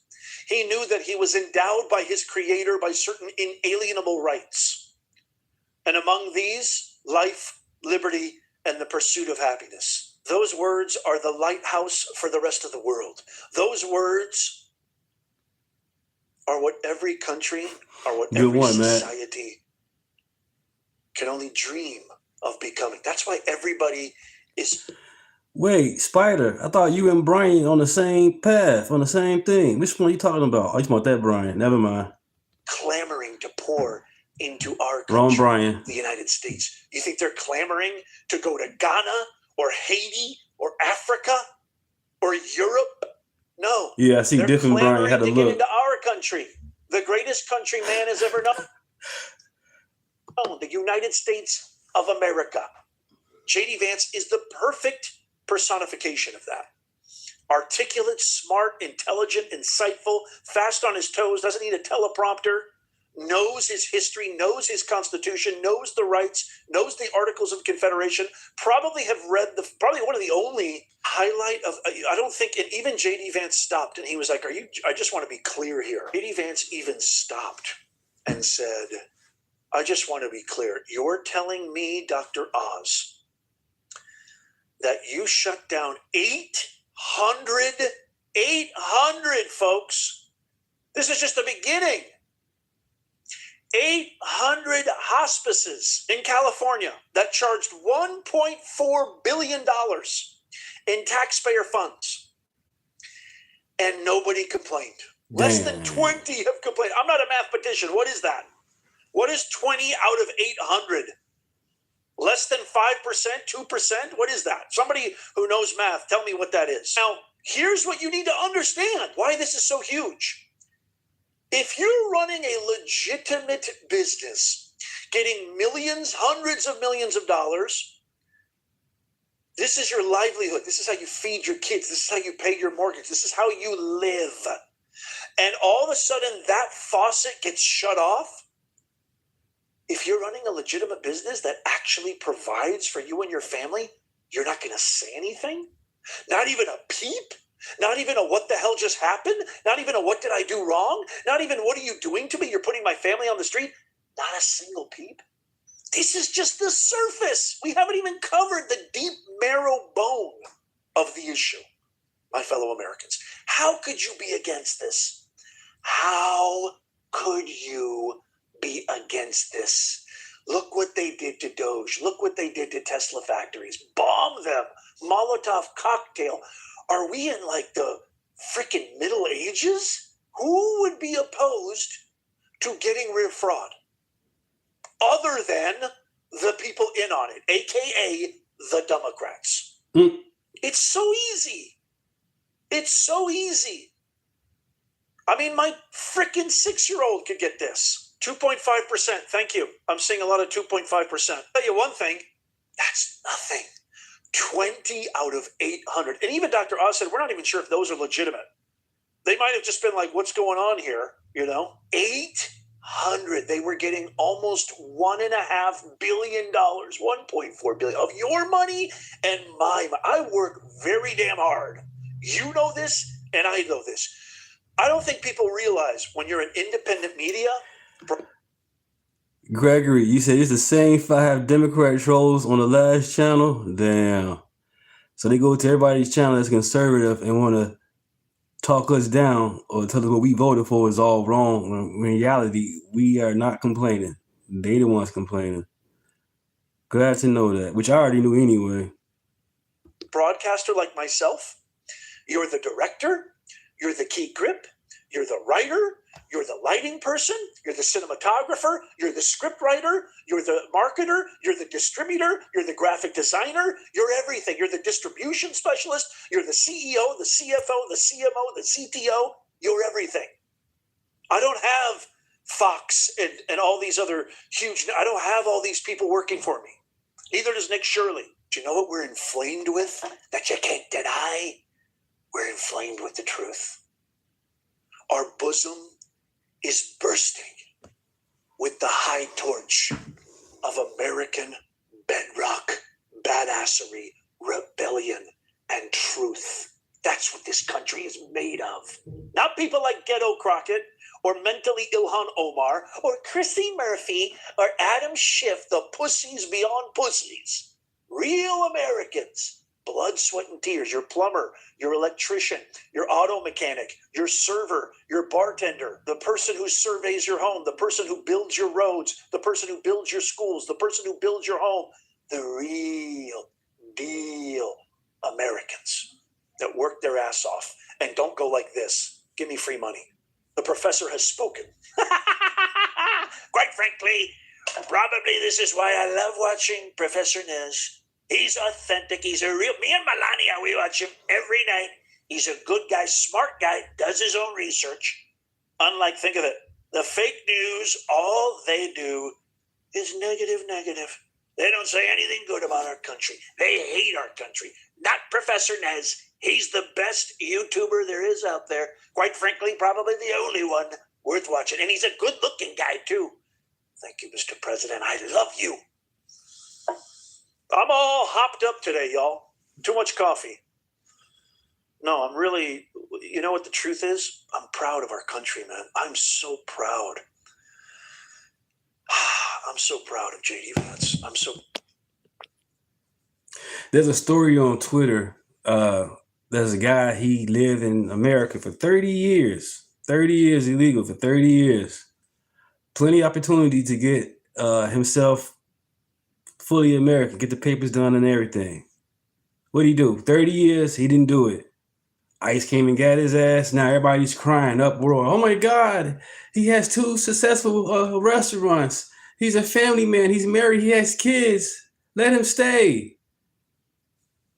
30 years, you never thought about getting your papers? Becoming a full American? Nah, I'm cool. I'm gonna go ahead and just keep on working and keep on making the money. America is so great that this man lived in 30 years in America and became a successful businessman. That's how good America is. That's why people keep on dying to get here. And you guys in the chat keep on asking us why we love America so good, so great. Because it's great. The man, 30 years in America, and became a multi-millionaire. All he had to do was get his papers together. He could have stayed. Now he want to cry and boo-hoo and say America is bogus. Take care of your shit. I'm proud we have the greatest America First team that our country has seen in a very, very long time. So that, to me, is the biggest highlight of what he said today.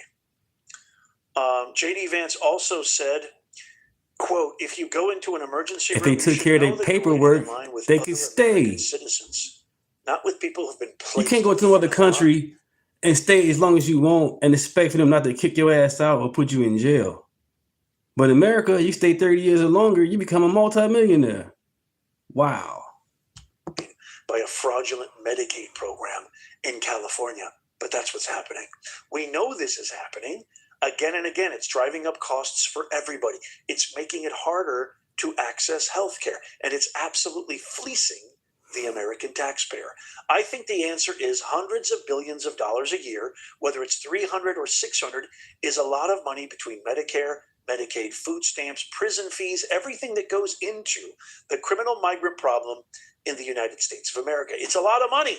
And again, I talk about the American people. We're a generous country. We're a generous people. This is, okay, man, I love this guy. This is really important. I'm going to say this.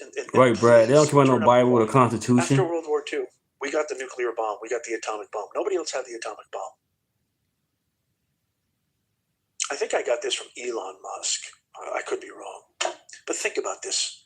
What J.D. Vance said in relation to we are the most generous people, the most gregarious, kind, giving, altruistic people.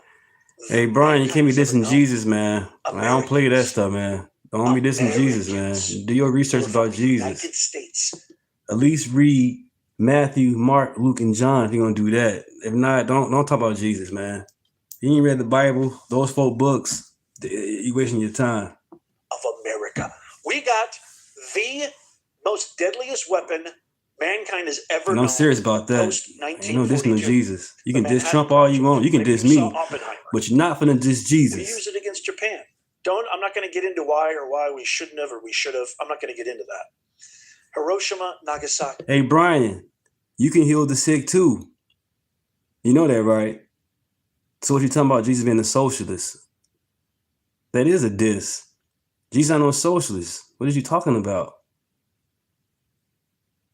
Stop the BS, man. Come on, Brian, man. We gotta do better, man. Truman. This was after you can FDR. heal Jesus lives in us. If you accept Jesus as your Lord and Savior, you have the same power Jesus Christ had to heal the sick, man. Do your research, bro. Yeah, he fed this, and it was free. That's still not socialist. What are you talking about? Jesus Christ died on the cross for our sins. That wasn't free. He sacrificed himself for us. What are you talking about? The man died for us, man. What are you doing, Brian? Died tragically from a cardiac failure, basically cardiac failure. Could have. Right, Sharia law, hell no. Jesus died on the cross for our sins. The man died for us. That's not free. He sacrificed himself. What are you talking about? Want to become a part of the United States? You don't want to join us? Join us or die. We're going to drop the atomic bomb on you. We're going to get rid of all of you and take over you. We could have done that. What did we do? We did the exact opposite. We rebuilt countries. We helped countries. We rebuilt Europe after post-World War II. We rebuilt Japan post-World War II. We rebuilt Russia, the Soviet Union under Stalin, of all people. The guy who killed more of his own people than Thank Hitler you for the did. super chat, man. Appreciate that. Appreciate that, Brad. Thank you. We did something that was unprecedented in history. You think the Mongols would have done that if they had the atomic bomb? You think the Romans would have done that if they had the atomic bomb? You think the Persians would have done that if they had the atomic bomb? The Ottoman Empire, take any empire, the Aztecs, the Incas, Native Americans. You think what's so glaringly, disgustingly, repulsively misinformation, indoctrination is the Native Americans of this country. That they were this peaceful band of hippies smoking pipes. And here come the white man. It's all bullshit. It's all pure bullshit. When settlers, European settlers came over, your ancestors, my ancestors came over here and civilized this savage land. Native Americans didn't even have a unified language. The Indians didn't even have a unified written or oral structure. They were warring with each other. It was built of many millions of different types of tribes. They did some of the most heinous, barbaric, cruel, violent things you could ever imagine to each other. It was pure chaos before the 15th and 16th century, when English and Dutch and European settlers came to this savage land. Oh, you're on stolen land. Couldn't be even further from the truth. First of all, California was purchased by the Mexican general or Spanish general. I can't remember what his name was. We purchased it from, I could be. Now it's time for Lefties Losing It. Let's look at what happens when your opponents inadvertently pay for your ad campaign. Independent candidate for mayor of Los Angeles, Spencer Pratt, has become such a threat to the Democrats that they've launched attack ads. Republican Spencer Pratt is the last thing Los Angeles needs for mayor. Pratt opposes using taxpayer money to build brand new houses for our unhoused neighbors, saying it's time for the homeless to get help or get out. Pratt thinks LA needs thousands more police officers rather than more social workers, and Republican Spencer Pratt thinks public employee unions should have less power, not more. LA is on the right track and needs to stay the course. Vote no on Republican Spencer Pratt. When an attack ad makes you look that good, you know the Dems are in trouble, but it is LA, so let's be honest. The horrifically incompetent and dishonest Karen Bass will probably be re-elected, and she is right now busy playing the victim, claiming clever AI ads are actually inciting violence. Good one, Brad. Good one on that one. But what's worrying me now is that his social media is now taking on a violent turn. And that worries me, because when you do that and when your messages are so hateful, or when you demonize people, then you do provoke people who are unstable. And you can jeopardize people's safety. You mean like the throwing of the tomatoes? Well, the throwing of the tomatoes, which look like blood, or oh my gosh, in the governor in a reservoir. But there's also other violent scenes, and so I've noticed that it's taking on a violent trend. Excuse me, lady. The tomatoes look like tomatoes, not blood. Thank you, Jesus. Thank you, Jesus. Tomatoes Hitting her in the face in an AI video is provoking hate and violence. Lady, it's your side that is committing the political violence, and the left are also expert at dehumanizing people. Here is another leftist socialist LA mayoral candidate, Nathia Rahman, calling Spencer Pratt a fascist. People will turn to fascism, to mini Trump, which is who I think Spencer Pratt really Thank you, guys. Thank you. But Thank I also you. think it's a very real thing that we should take seriously. Like, share, and subscribe. And we need to offer it an honest response, a response that's rooted in actually solving these problems. Otherwise, people will turn to fascism, to mini Trump, which is who I think Spencer Pratt really represents. Let's talk about late night TV hosts. They all got together. Well, not all of them. The top rating late night TV host, Greg Gutfeld, wasn't there. He's the only one who's actually funny and not suffering from TDS. But let's have a look at these other lefties, just self-delighted lots celebrating each other. In various interviews, they go make a case for late night. I'm like, what do you mean? Brian, what is you saying about Jesus, man?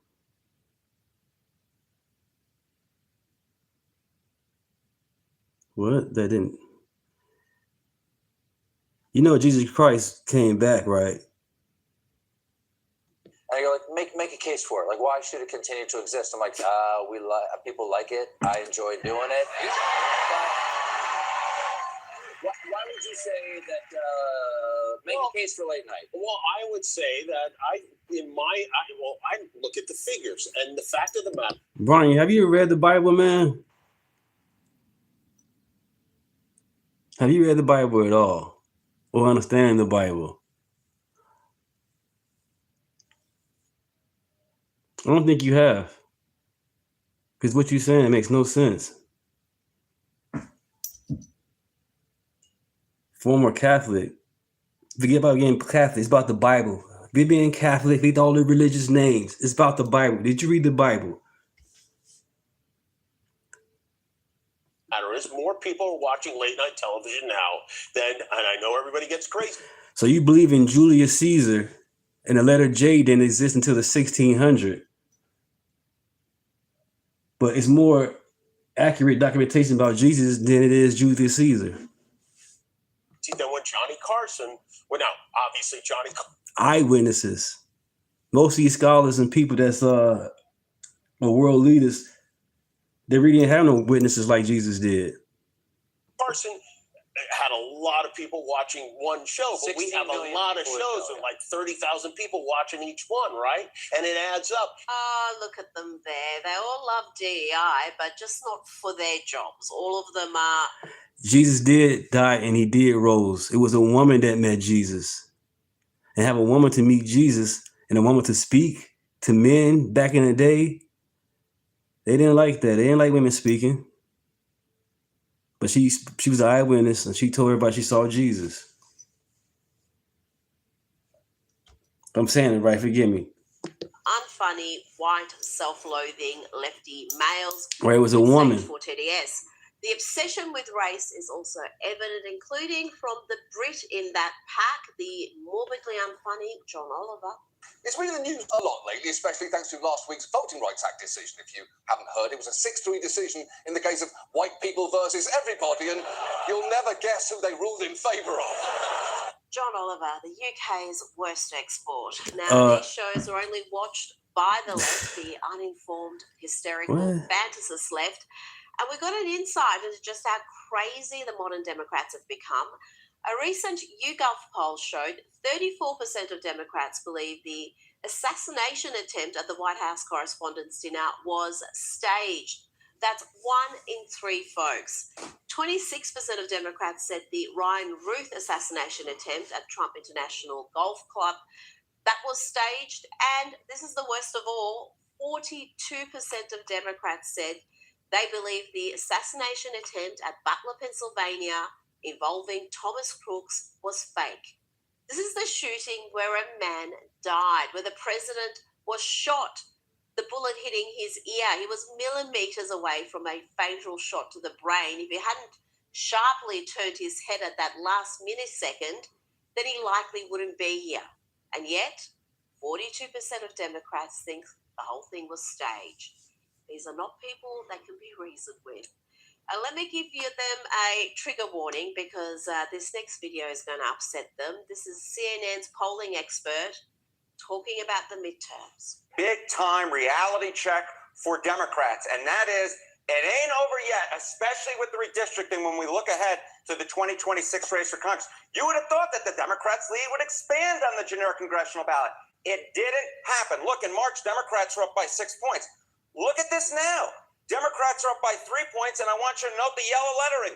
No clear leader. It is within the margin of error. So despite all of the talk about Donald Trump's unpopularity, the fact is Republicans very much remain in the game when it comes to the congressional midterms, which are occurring in, 6 or 7 months at this point? That was fun, wasn't it? This next video is not so much fun. It's more cringe. These grown women think they're helping. Pedro for president. How you doing? Welcome to the chat.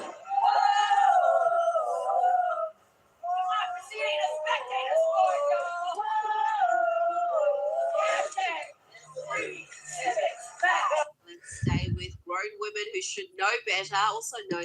Thank you guys for being in the chat. Really appreciate it. Hour and 40 minutes in. Really appreciate you guys. Make sure you guys like, share, and subscribe. Thank you. Let's continue.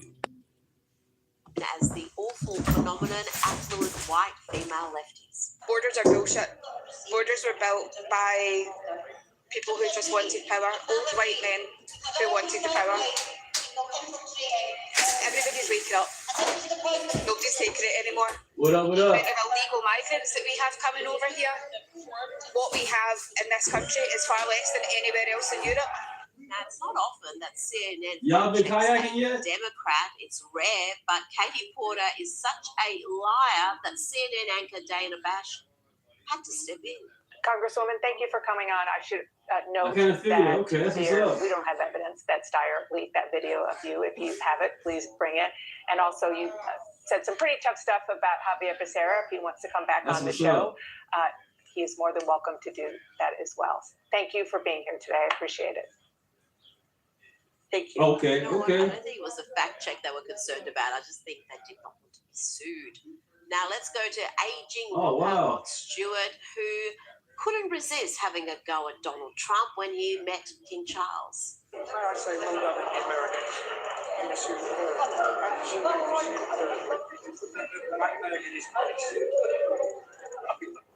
And another musician being an idiot. Here is Hayley Williams screaming F ICE and Free Palestine midway through her song. It's coming.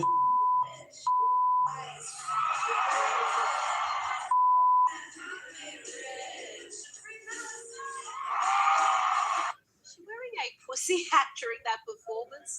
Stunning, brave. Now, here is some good news. Remember this woman who wanted to shoot all MAGA folk and encouraged others to do the same? Okay, guys. So I would like to start a new movement. Yep, on YouTube. All right. MAGA. Because people like that respond to fear and terror and aggression, not logic and empathy and, I don't know, intelligence. It doesn't work for them. So fear works. So if we all get our guns and use our Second Amendment right and our common sense, at this point this administration is begging us to rise up and revolt. And when you see somebody with a MAGA hat, pew pew. That's what we do. That's the way. It's the only way. Well, now she is behind bars, sentenced to 13 months. Desiree Sagari will have a year or so to think about why there is a difference between free speech and threats to kill. Let's hear now from our favourite little Swedish doom maiden, Greta Thunberg, who is claiming that universities that have any sort of relationship with Israel are complicit in genocide and apartheid. We are here at the University of Gothenburg on the anniversary of the Palestine encampment to remind this university and all universities across the world to cut academic ties with Israel, to not be complicit in genocide and apartheid. Join GU Students for Palestine to get active in the movement. Let's bring in documentary filmmaker and commentator Ami Horowitz. We've got plenty to talk about. Donald Trump's visit to China is going to be on top of the agenda. But let's start with Greta's anti-Israel crusade. She's gone from terrifying little school children about the climate to radicalizing university students now about Israel. Yeah, you know, her and her little idiot friends, you know, just a little compare and contrast, if you don't mind. I always love that doing it in school. You know, Greta Thunberg and her little idiot friends illegally crossed, you know, the blockade that Israel set up was very clear. You were not allowed to enter. She did so. They were detained, right? Not arrested, detained, and they were giving hummus and challah to eat with some burekas as well. And you know, I love that indelible video in my mind of one of her friends having his hands behind his back as if he had handcuffs, pulling an AOC when actually he wasn't handcuffed at all. But of course, he was trying to put that image out there. So compare that, right, to how Israel treated Greta Thunberg and her pals, as opposed to this Italian activist friend of hers who was on one of the flotillas, who decided in solidarity with the Palestinian cause, he was going to move to Gaza to be with the Gazans, to feel the Gazans. What happened soon thereafter? He was kidnapped, he was tortured, and he was murdered by his Palestinian buddies. So let's just get an idea of who we're dealing with in being arrested by the detained by the Israelis or the Palestinians and how they're dealt with. So that gives you a sense of Greta and her idiocy.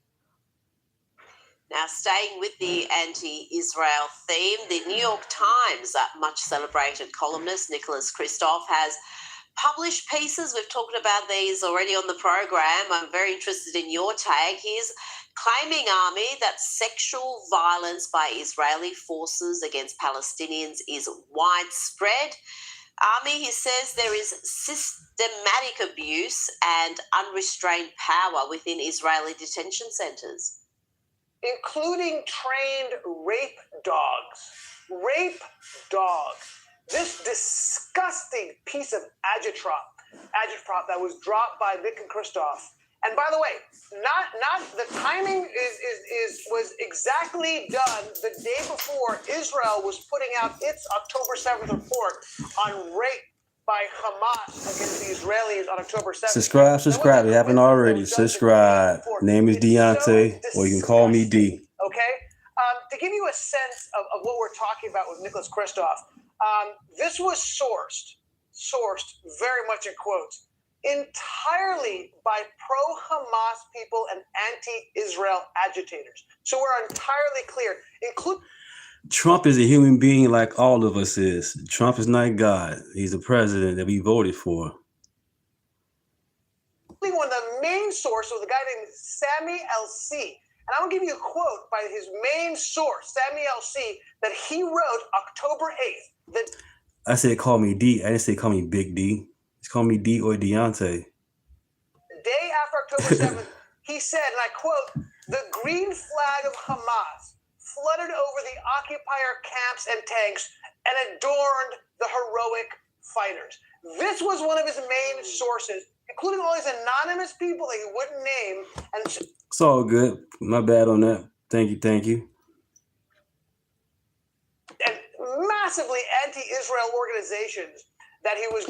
We know Trump can't run in 2028. We understand that. We just trolling you guys. You lefties. Going against, yeah. And by the way, that compares to Israel's report they're putting out, which had over 10,000 photos, 1,800 hours of video testimony, and hundreds of eyewitnesses. That's the two differentiating factors between the lies of the New York Times and what Israel put out, okay? Hey, Brian, Obama already ran when he had Biden in the basement. Obama already ran already 3 times. Despicable. And I want to call it a piece of writing. Despicable thing that he did. This isn't new from the New York Times, though, is it, Army? They have been in somewhat of a crusade. And I have always wondered, I mean, obviously they're very much a leftist publication. We see that in all their reporting. Obama already did his 3rd term. Their hatred of Biden. Israel, Sleepy where Joe. does that stem from? Why is that such a... it's just been such a theme in their reporting for decades. Well, you're asking a very existential question, okay? And if we need more time to discuss it and probably more cocktails. But really what it comes back on is the entire leftist agenda, right? The entire leftist agenda can be boiled down to equity. That if you need, everybody needs to be on equal footing. So if you have one group that is oppressed, quote unquote, then another group, you have to, by default, bring up the oppressed group, unless they're Jews. That you'd never bring up. Bring up that group of people. So because they view the Palestinians as oppressed, they have to be pro-Palestinian, not even-handed, pro-Palestinian in order to be even-handed, right? That's the way the mind of the left works. That you can only be even-handed when you have created an even playing field. You can only do that by rising the oppressor up, the oppressed up against the oppressor. Now, President Trump is in China. The president and Xi Jinping met earlier today, and I've got to say, the president was being very diplomatic indeed. It's an honor to be with you. It's an honor to be your friend, and the relationship between China and the USA is going to be better than ever before. Thank you very much. Thank you. And Army, we've got a real insight into what some of these behind-the-scenes discussions are going to be about and what the Trump administration mindset is. Let's hear from Secretary of State Marco Rubio speaking to Fox News about how the Trump administration sees China. You view China as our top geopolitical foe. Yeah, it's both our top political challenge geopolitically, and it's also the most important relationship for us to manage. I mean, it's a big, powerful country. It's going to continue to grow, but we're going to have right, Bernie. It's always the opposite. Conflict with interests of theirs, and to avoid wars and maintain peace and stability in the world, we're going to have to manage those. Army, it's going to be a fine balancing act. The president has the top business leaders from America in his traveling party on this trip. And they do have this competing interest because China is a foe, but it's also a major trading partner. Yeah, it's a very complicated relationship, but it is a geopolitical and strategic foe, as you said, competitor. At the same time, we are really interconnected and tied to each other economically. And, you know, what's interesting is obviously we're going to be discussing the Iran and trade are going to be the two issues we're discussing. And when it comes to trade, it's fascinating. I think both sides think they have the high hand. In reality, it's not the truth. The truth is the All right, US Brian, have a good one, man. Thanks for being in the chat. Have a good one. I know it's not popular to say. I know it's a hot take. I've been a China bear for many, many years, and they've done nothing to disprove it. Obviously, AI is one of the major issues they're going to be discussing. And again, if you look at all the AI companies that are truly successful, they're all American companies. And the AI that's Chinese, that's successful within China and Asia, is essentially kind of ripped off from, and that's, by the way, how they develop all their technology. It's not created internally. It's stolen from U.S. tech and brought over. And that's kind of what it's a kleptocracy economy. You can't really succeed long-term over that. And by the way, talk about AI, which is driven by the most advanced chips. They don't make those chips. Nearly every one of those advanced chips are American or European or Taiwanese chips or Korean chips. They are so dependent on us, far more than we are. I know we keep hearing the news, soybean, we sell soybean. I've never heard the word soybean so much before. Okay, soybean, I looked it up. It's 0.1% of our economy, and for some reason, all the people in CNN and so forth think that we're like, our hands are tied because we're not selling enough soybeans in China. It's ridiculous. We're selling chips. Okay, that's far more important than soybeans. And I know they always, I'm listening to CNN and everybody talking about how like, well, they own all our debt. They own all our debt. Yeah, that's not good for them. Okay, you know, it's the old saying that if you owe $1 million to the bank owns you. If you owe $100 million to the bank, you own the bank. That's exactly what's going on with the debt. They are that's all they've got is our debt. And by the way, their foreign currency reserves is 50% U.S. currency. No, they need our economy to succeed because they will fail. They will absolutely fail, and they know it. So James, we have welcome to the managed chat. negotiations, and I have no doubt that all the business leaders who were brought in know that, and they're going to negotiate with that in mind. Now, Marco Rubio also spoke about pressure being applied to China to take a greater role in the war against Iran, China being one of the few countries with any influence on the Iranian regime. The Chinese have ships stuck in the Persian Gulf because setting up a system that says we're going to let certain ships through but others not. You know what's funny? Y'all actually what have Trump done? He took care of it. That's why he's not talking about it no more. The border is taken care of. No tax on tip is taken care of. Jason, you cook. I'm gonna let you go ahead and cook, Jason, in the chat. You breaking it down because they keep asking what Trump done, and he's doing it. That's why the Democrat Party's not crying about it. It's easier said than done. And you saw a not Chinese flag vessel, but it was a Chinese cargo, got hit over the weekend. I'm sure Iran didn't do it deliberately, but they did it. It happened. And so that's why these Chinese ships are stuck in there. The second is, I don't think that China, it's a huge source of instability. It threatens to destabilize Asia more than any other part of the world because it's heavily reliant on the Straits for energy. And the third reason is because China's economy is export driven, meaning their economy is fueled not by what they consume domestically. Hey, James, how many booster shots you get? How many booster shots you get, James? The world economies are melting down because of this crisis in the Straits. They're going to be buying less Chinese product, and the Chinese exports are going to drop precipitously. Make some excellent points there, Army. But what is success going to look like after these high-stakes talks between these two superpowers? It's the border closed. Yeah, look, you don't even need me because I think Marco Rubio made all the points that I was going to make, and he's absolutely right. Yes. Look, they are to be. Yeah, just put a finer point in this. 50%. Like they obviously China, like most countries, are energy driven. They're probably more than most, and particularly oil-based energy. And 50% of all of their oil comes from the Strait of Hormuz. So they have far more to lose than we do. I know. I'm going to keep going back to people making the argument that the time is on Iran. All right, soon as black and brown people start voting Republican, they open the borders up. Because Obama deported, 3 million illegals? Kids in cages? That was all Obama. So we started going to the right, started voting the right way, they bring in the illegals. It's not. Okay? All the pressure is on Iran.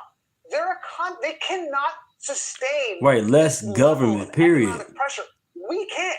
Now, by the way, having said that, the amount of political courage that Trump is showing this is incredible. He has so much pressure on him domestically from the electorate, from the media, right? Everyone in the media keeps pounding on him on raising prices going up. All true. They didn't say a word.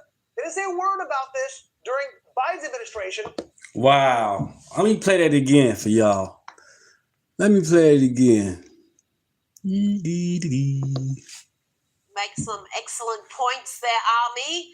But what is success going to look like after these high-stakes talks between these two superpowers? Them damn boosters. Yeah, look, you don't even need me because I think Marco Rubio made all the points that I was going to make, and he's absolutely right. Yes. Look, they are to be. Yeah, just put a finer point in this. 50%.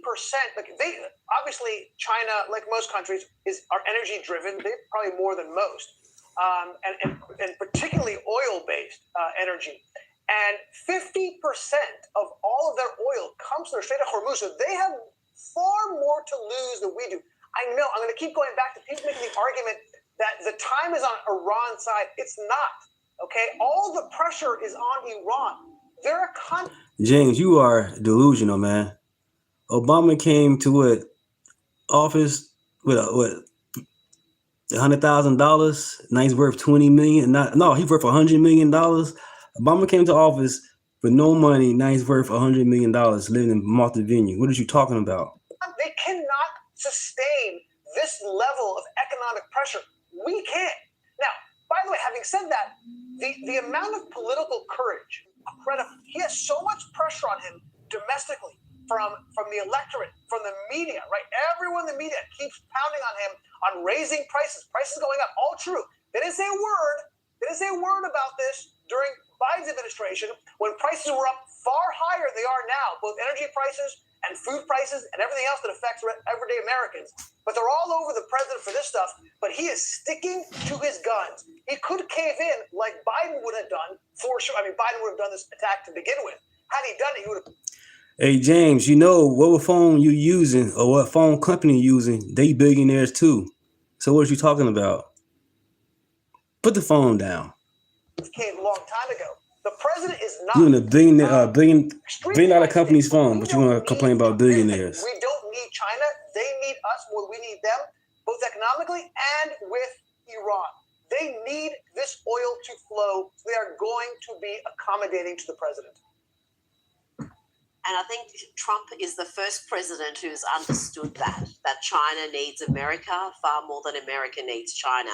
Now, before you go, just quickly, I've been waiting to speak to you about this incredible story, tragic and depressing story, sums up the theory of suicidal empathy perfectly.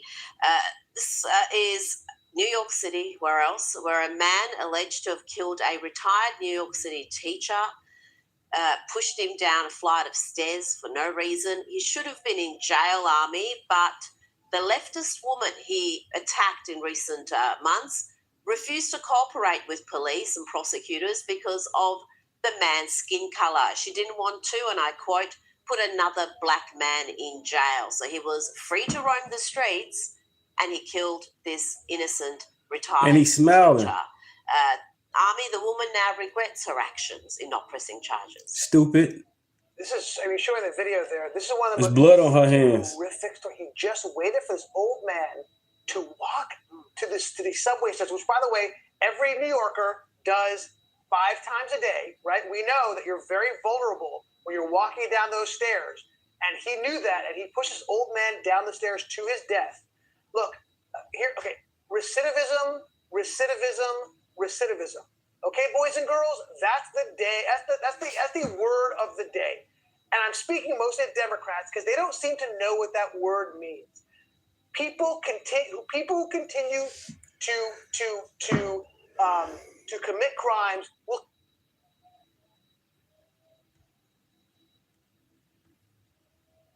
What if I told you that a single phone call may have just shifted the balance of world power more dramatically than anything that's happened in the last 2 decades? A phone call that literally had the president of one. So James, how do you feel about Clinton being best friend with Epstein? How you feel about that? When they had Clinton on trial, they showed Clinton pictures of him with Epstein back in the day. The man got excited, reminiscing all the BS he did. 1.4 billion people sweating. It's not spin. It's not hype.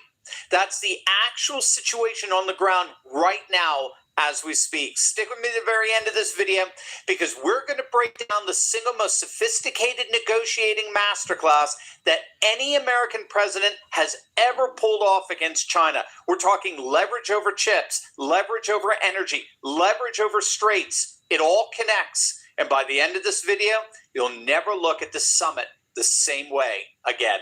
Hey gang, it's me, Dr. Steve, your Patriot Professor, enjoying yet another glorious day in the Trumpian golden age that you made possible back in November of 2024. So if you want a front row seat on how you continue to change the world in ways you never even imagined, you know what to do. Make sure to smack that bell and subscribe button. Also, I don't want you to just watch. Hey, James Dixon, make sure you subscribe to the channel, man.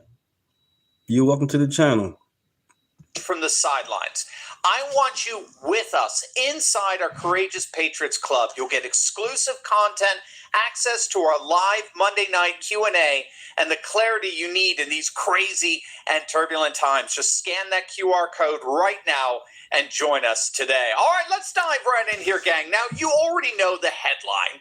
Trump just landed in Beijing. They literally rolled out the red carpet, the military honor guard, the 17 American CEOs walking off Air Force One. We covered all of that in our last video, and it was absolutely...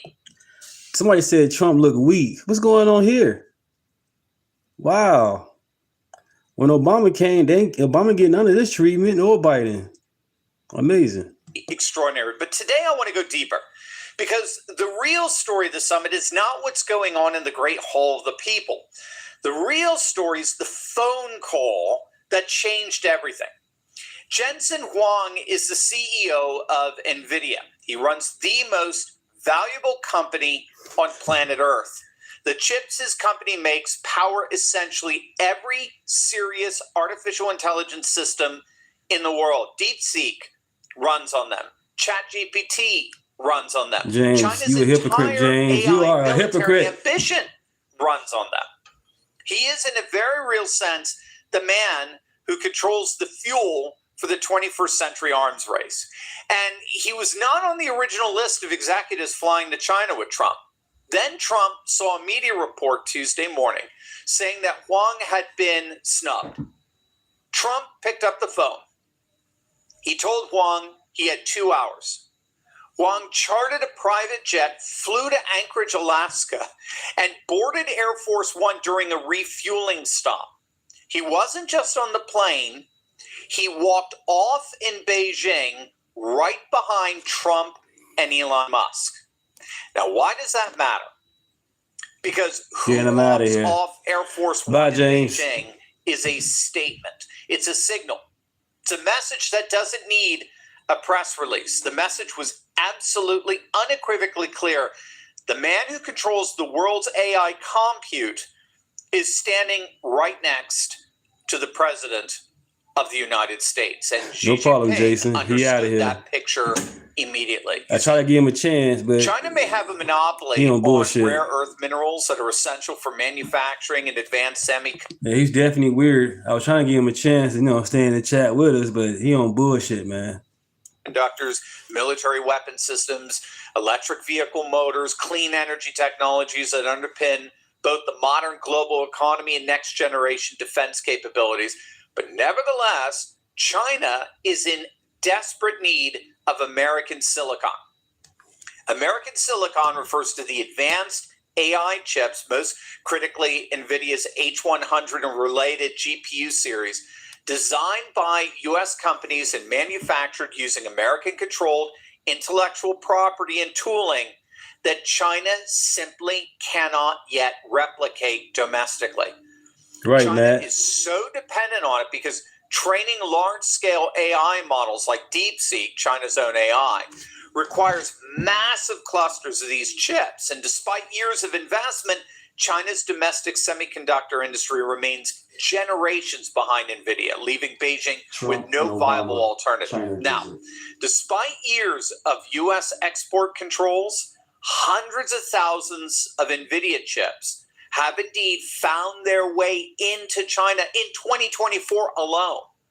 That's roughly 10% of the compute power behind AI models like DeepSeek. The pipeline for smuggling involves servers rerouted through like Thai shell companies, compute time rented through Malaysian data centers to disguise where the chips were really going, all that kind of stuff. And then look at this, just 1 week before the summit, DeepSeek, China's a... When Obama visit China, gotta watch this. Why the difference? When Obama visit China, not many people show up. But today Trump got red card and woke up.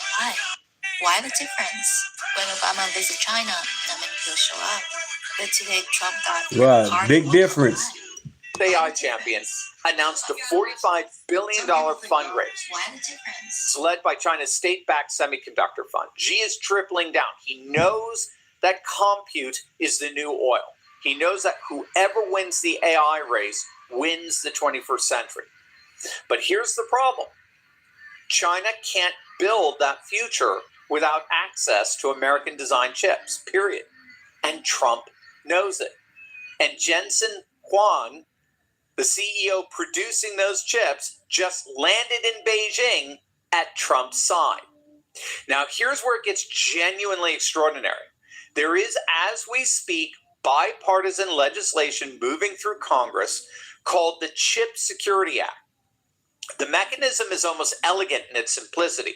Every advanced AI chip exported from the United States would be required to ping a security server. and verify its geographic location. If a chip registered as, say, being in Singapore is detected operating in Shanghai, it bricks itself. It becomes a very expensive paperweight. It self-destructs. Now think about that from Xi's perspective. The man who would ultimately implement that kill switch system, Jensen Huang, just walked off the plane with the president in the heart of Beijing. That's not a sales trip. That is a demonstration of power, of total leverage. But that's just one dimension of what's happening here. The most powerful leverage over China is yet to come. I know you keep telling yourself at some point in the future you're going to buy and store away a few dozen gallons of water just in case an emergency hits your family and the water shuts off. Over control of 20% of the world's energy just got checkmated as well. Now, we talked about this yesterday. In taking out Iran, Trump has dismantled China's proxy for control over the Strait of Hormuz, the single most important energy choke point on the planet. For the last 2 decades, China's poured billions of dollars into Iran. They were Iran's chief financier, buying upwards of 80, sometimes 90% of Iran's oil, which gave China de facto control over the Strait of Hormuz via their Iranian proxy. What Trump just did in Hormuz is very similar to what he did with the Panama Canal, another major choke point. He basically kicked China out. He strategically dismantled their architecture in the region that was enforced by Iran and its own proxies, Hezbollah, Hamas, and the Houthis. But it gets even worse for China. Trump didn't just dismantle their architecture. Right. U.S. forces Thank you, guys. All right. We're growing. 2024. All right. And therefore, 40 to 50% of China's oil imports. The U.S. Navy didn't just blockade Tehran. It put a chokehold on Beijing's energy security. Again, the timing for Operation Epic Fury was not a coincidence, nor was disrupting China's proxy in the Western Hemisphere, Venezuela, at the beginning of the year in early January. It was all coordinated. It was all choreographed for this very moment, this very meeting. No previous American president has walked into Beijing carrying that kind of leverage ever. Military leverage, energy leverage, and AI compute leverage. And so guess what the news is today? China's now agreed to buy oil from Alaska because it's closer and more secure than Iranian oil or oil that has to pass through Hormuz in general. China's also agreed to pressure the Iranian regime to go full Venezuela and comply with every single one of Trump's demands.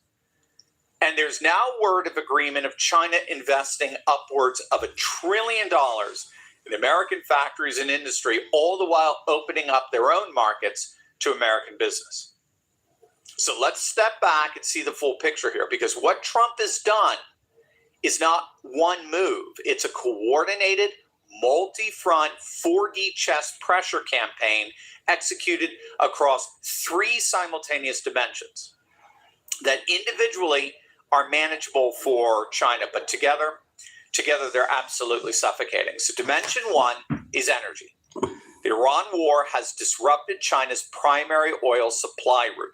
China has reserves, we know that, but reserves by time, not permanence. 40 to 50% of their oil comes from Hormuz. We now control that. Dimension 2, American oil as the alternative. Alaska North Slope crude is now a premium product precisely because it's conflict-free. Trump can offer China a stable, sanction-free energy relationship.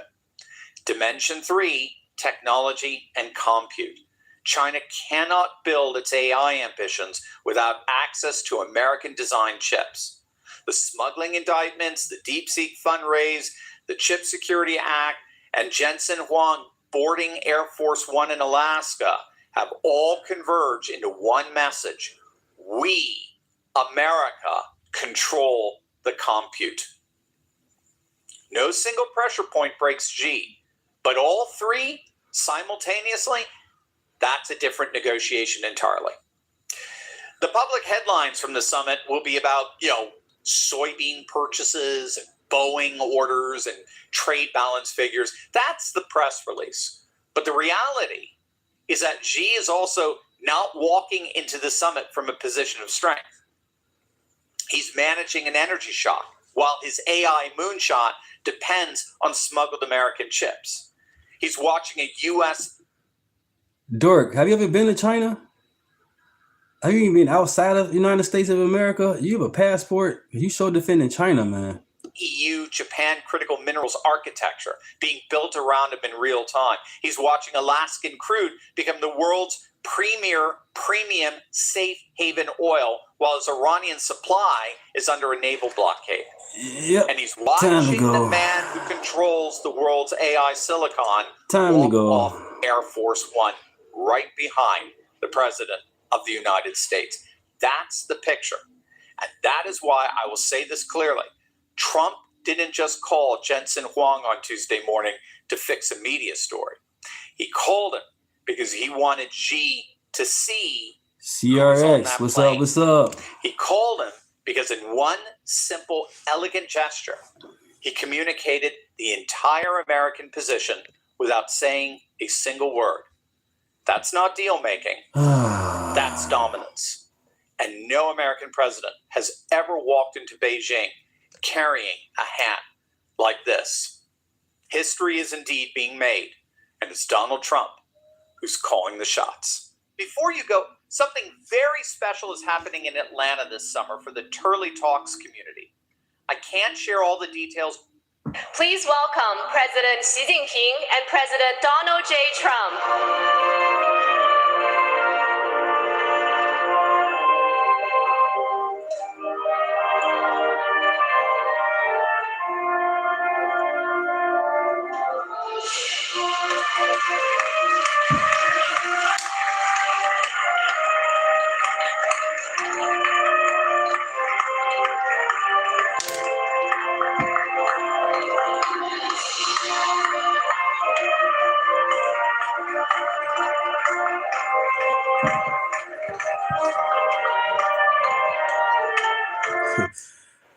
No problem, Barney. Thank you.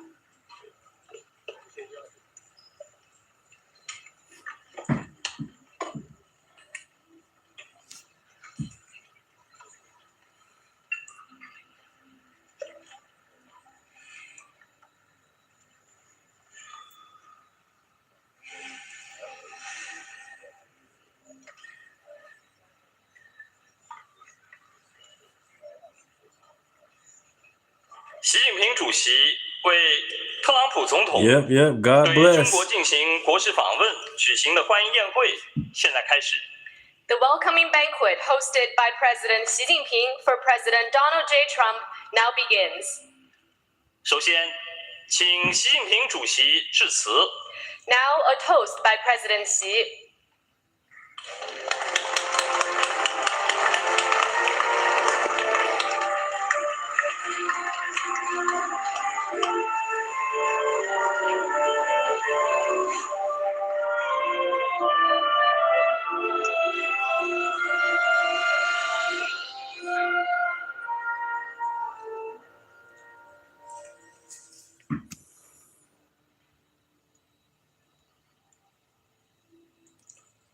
尊敬的特朗普总统，女士们、先生们，很高兴为特朗普总统对中国进行国事访问举行国宴。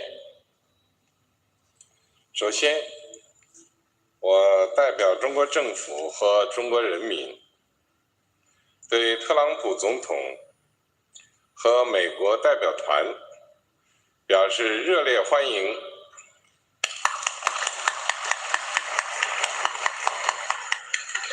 Honorable President Donald J. Trump, ladies and gentlemen, it is a great pleasure to host the state banquet in honor of President Trump during his state visit to China. On behalf of the Chinese government and people, I'd like to extend a warm welcome to President Trump and the U.S. delegation. 这是一次历史性访问。今年是中国15开局之年，14亿多中国人民立足于5000多年中华文明深厚基础，正在以高质量发展 Thank you guys. Thank you. 中国式现代化。今年也是美国独立250周年，3亿多美国人民正在重振爱国、创新、开拓精神，推动美国发展迈向新的征程。中美两国人民都是伟大的人民，实现中华民族伟大复兴和让美国再伟大，完全可以并行不悖，相互成就，造福世界。This is a historic visit.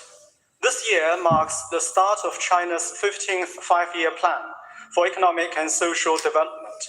The over 1.4 billion people of China, drawing on the rich heritage of our over 5,000-year civilization, are advancing Chinese modernization on all fronts through high-quality development. This year is also the 250th anniversary of American independence. The over 300 million American people are reinvigorating the spirit of patriotism, innovation, and enterprise, and ushering in a new journey for the development of the United States. The people of China and the United States are both great peoples. Thank you, Charles, for subscribing to the channel. Thank you, Charles. Of the Chinese nation and making America great again can go hand in hand. We can help each other succeed and advance the well-being of the whole world. 55年前，尼克松总统派基辛格博士访华，中美开展乒乓外交，双方官民并举，推开了中美冰封20多年的大门，成为当代国际关系史上重大事件。此后，中美之间以很多开放合作的故事，不断书写着友谊的佳话。新形势下，我同特朗普总统顺应两国人民和国际社会期待，通过多次会晤和通话，推动中美关系保持总体稳定。55 years ago, President Richard Nixon sent Dr. Henry Kissinger CRX, you're right on that, man. You're right on that. Diplomacy was carried out between our two countries.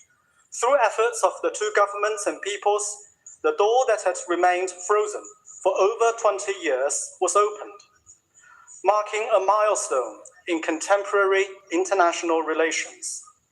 From then on, China and the United States have written many chapters of friendship through mutual openness and cooperation. Under the new situation, President Trump and I, fully aware of the expectations of our two nations and the international community, have had multiple meetings and phone calls and kept China-US relations generally stable. 今天，我同特朗普总统就中美关系和国际及地区形势深入交换意见。我们一致认为，中美关系是当今世界最重要的双边关系，只能搞好，不能搞坏。两国合则两利，斗则俱伤，应该成为伙伴而不是对手。我们同意构建中美建设性战略稳定关系，推动中美关系稳定、健康、可持续发展，为世界带来更多和平、繁荣、进步。Today, President Trump and I had in-depth exchanges on China-US relations and international and regional dynamics. We both believe that the China-US relationship is the most important bilateral relationship in the world. We must make it work and never mess it up. Both China and the United States stand to gain from cooperation and lose from confrontation. Our two countries should be partners rather than rivals. President Trump and I also agreed to build a constructive China-US relationship of strategic stability to promote the steady, sound, and sustainable development of China-US relations and bring more peace, prosperity, and progress to the world.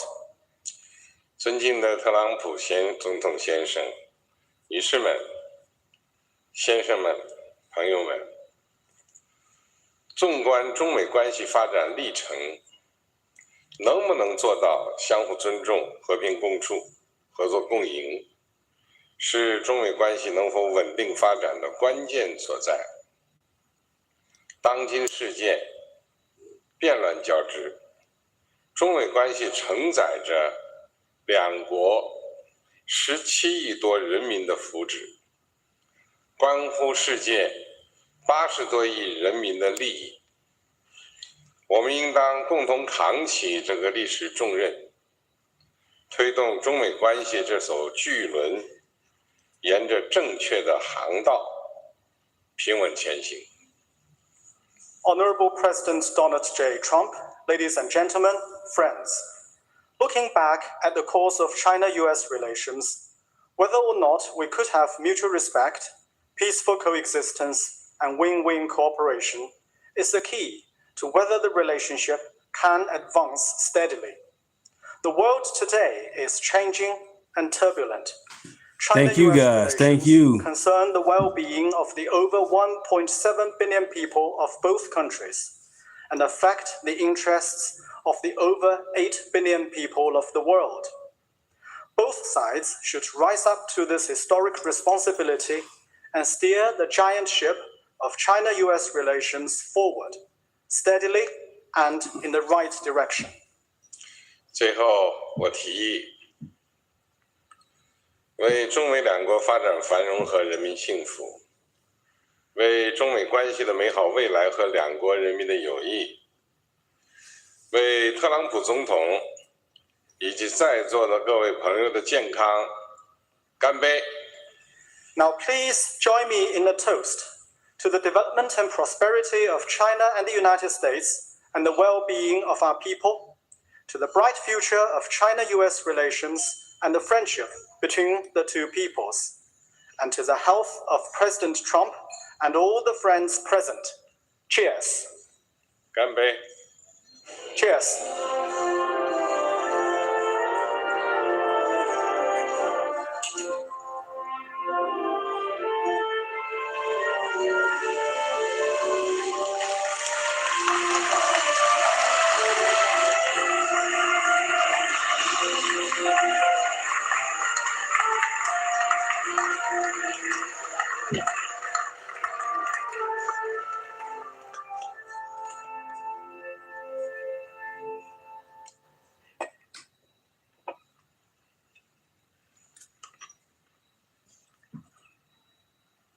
谢谢习近平主席。 Thank you, President Xi. 现在请特朗普总统致辞。 Next, a toast by President Trump.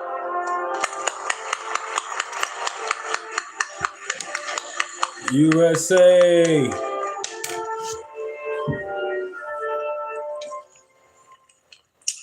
Well, thank you very much. This is a great honor.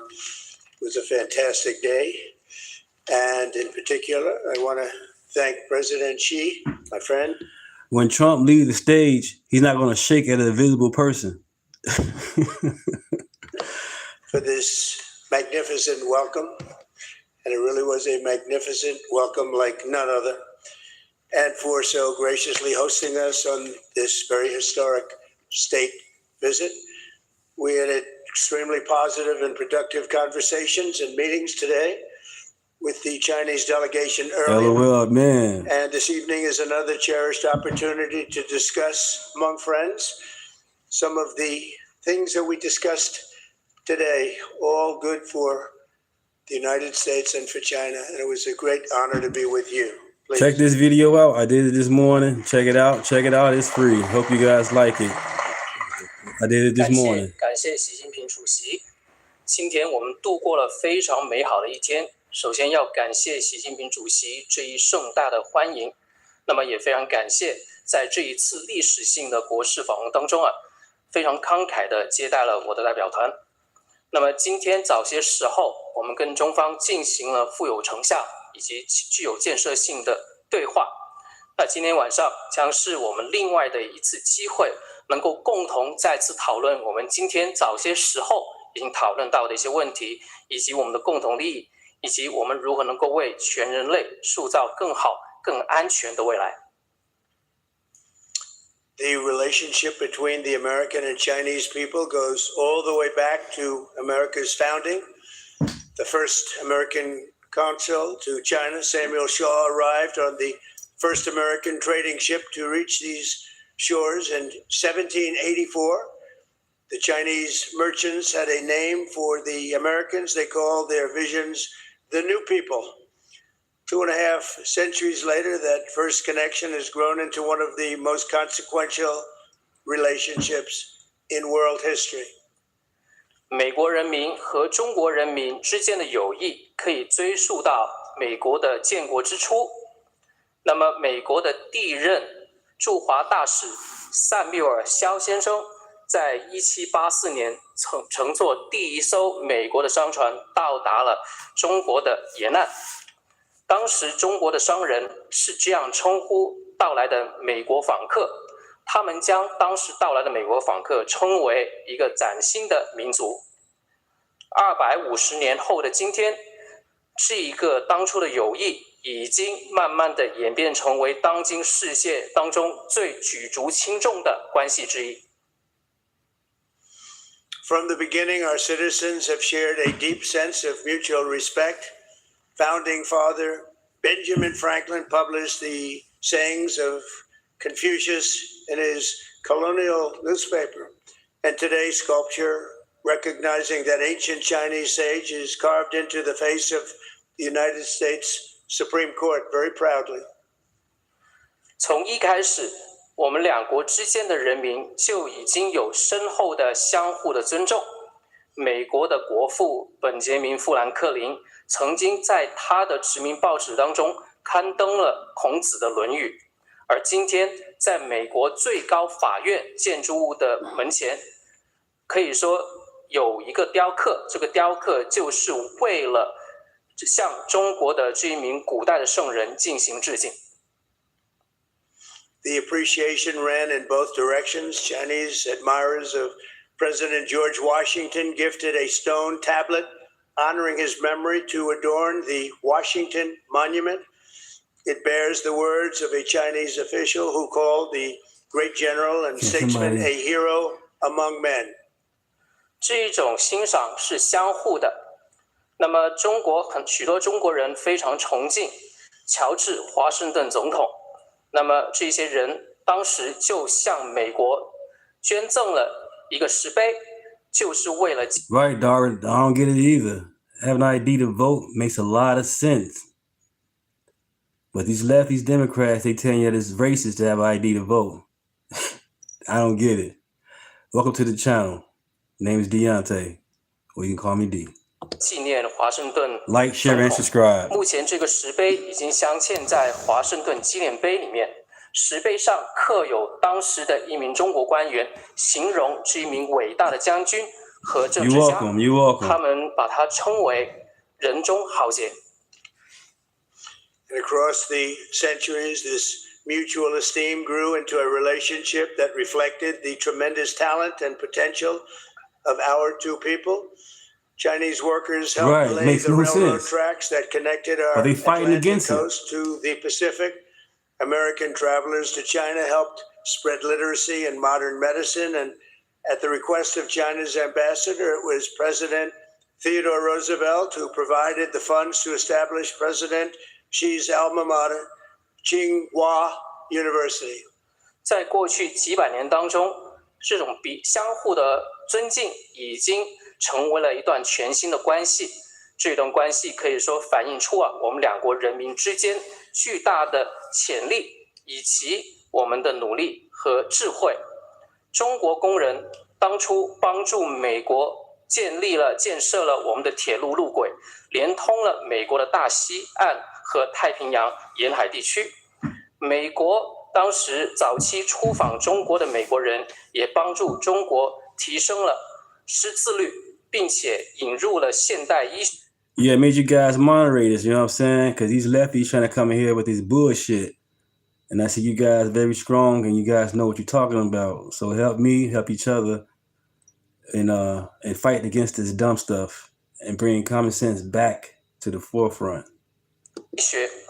并且应时任中国驻华大使的请求，罗斯福总统也专门提供了资金，成立了习主席的母校清华大学。As allies in World War II, President Franklin Roosevelt's mentions of the brave people of China, that's what they were, drew loud cheers in his speeches in the United States, and everybody loved. This be the last video for the day. This be the last video for the day. I really appreciate you guys. What he had to say, just as many Chinese now love basketball and blue jeans. Chinese restaurants in America today outnumber the 5 largest fast food chains in the United States, all combined. That's a pretty big statement. 那么，作为2战期间的盟国，罗斯福总统在美国的多次演讲。Some random guy, I think he said he'd be on sometime today. He'll be on today. He said yesterday. I forgot what time he mentioned, but he said he'll be on. 当中提到了勇敢的中。I gotta team up with that guy. So we're gonna do a thing together. We gotta link up with him. 国人民，正如当前许多中国人非常 Yeah, 喜 you guys 欢 boot 篮 these 球 lefties. You guys boot these lefties out. If I can't get them, you get them. 和穿蓝色的牛仔裤，在美国目前的中餐厅的数量，要比美国前5大快餐连锁店的总的店面还要多。This bond of commerce and respect that stretches back 250 years is the foundation for a future that benefits both of our nations. The American and Chinese people share much in common. We value hard work, we value courage and achievement, we love our families, and we love our countries. Together we have the chance to draw on these values to create a future of greater prosperity, cooperation, and happiness. And peace for our children. We love our children. This region and the world, it's a special world with the two of us united and together. 那么至于商业当中的纽带以及我们的相互尊重，可以说追溯到250年前，是我们将要构建的未来的基础。至于未来将会惠及我们两国的人民，美国人民和中国人民有许多的共同点，我们都崇尚劳动。我们都崇尚勇气和成就，我们都非常爱我们的家庭，我们也爱我们的国家。我们两国一道，我们将有机会基于我们共同的价值观，创造出一个更加繁荣、基于合作、幸福、和平的未来，为我们的子孙、为本地区以及全世界造福。Thank you again, President Xi, for this beautiful welcome, and tonight it is my honor to extend an invitation to you and Madam Peng to visit us at the White House this September 24th, and we look forward to it. And I'd now like to raise a glass and propose a toast to the rich and enduring ties between the American and Chinese people. It's a very special relationship, and I want to thank you again. This has been an amazing period of time. Thank you, President Xi. 那么再一次感谢习主席，感谢这一美好的欢迎。那么今天晚上，我也想借此机会向您以及彭女士提出邀请，于9月24号邀请你们出访白宫。那我也希望，针对美国人民和中国人民之间深厚的以及持久的友谊，我提议我们进行举杯。那么我们这两国关系是非常独特的一项关系。Money through Thursday. Thank you, everybody. 感谢。Thank you, everybody, very much. 感谢。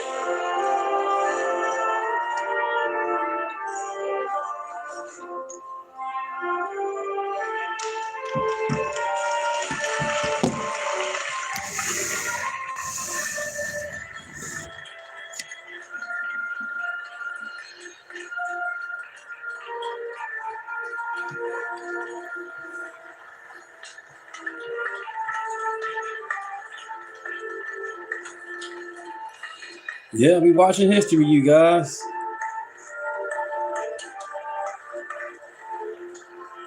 But the others tell you we watching nothing. We definitely watching history.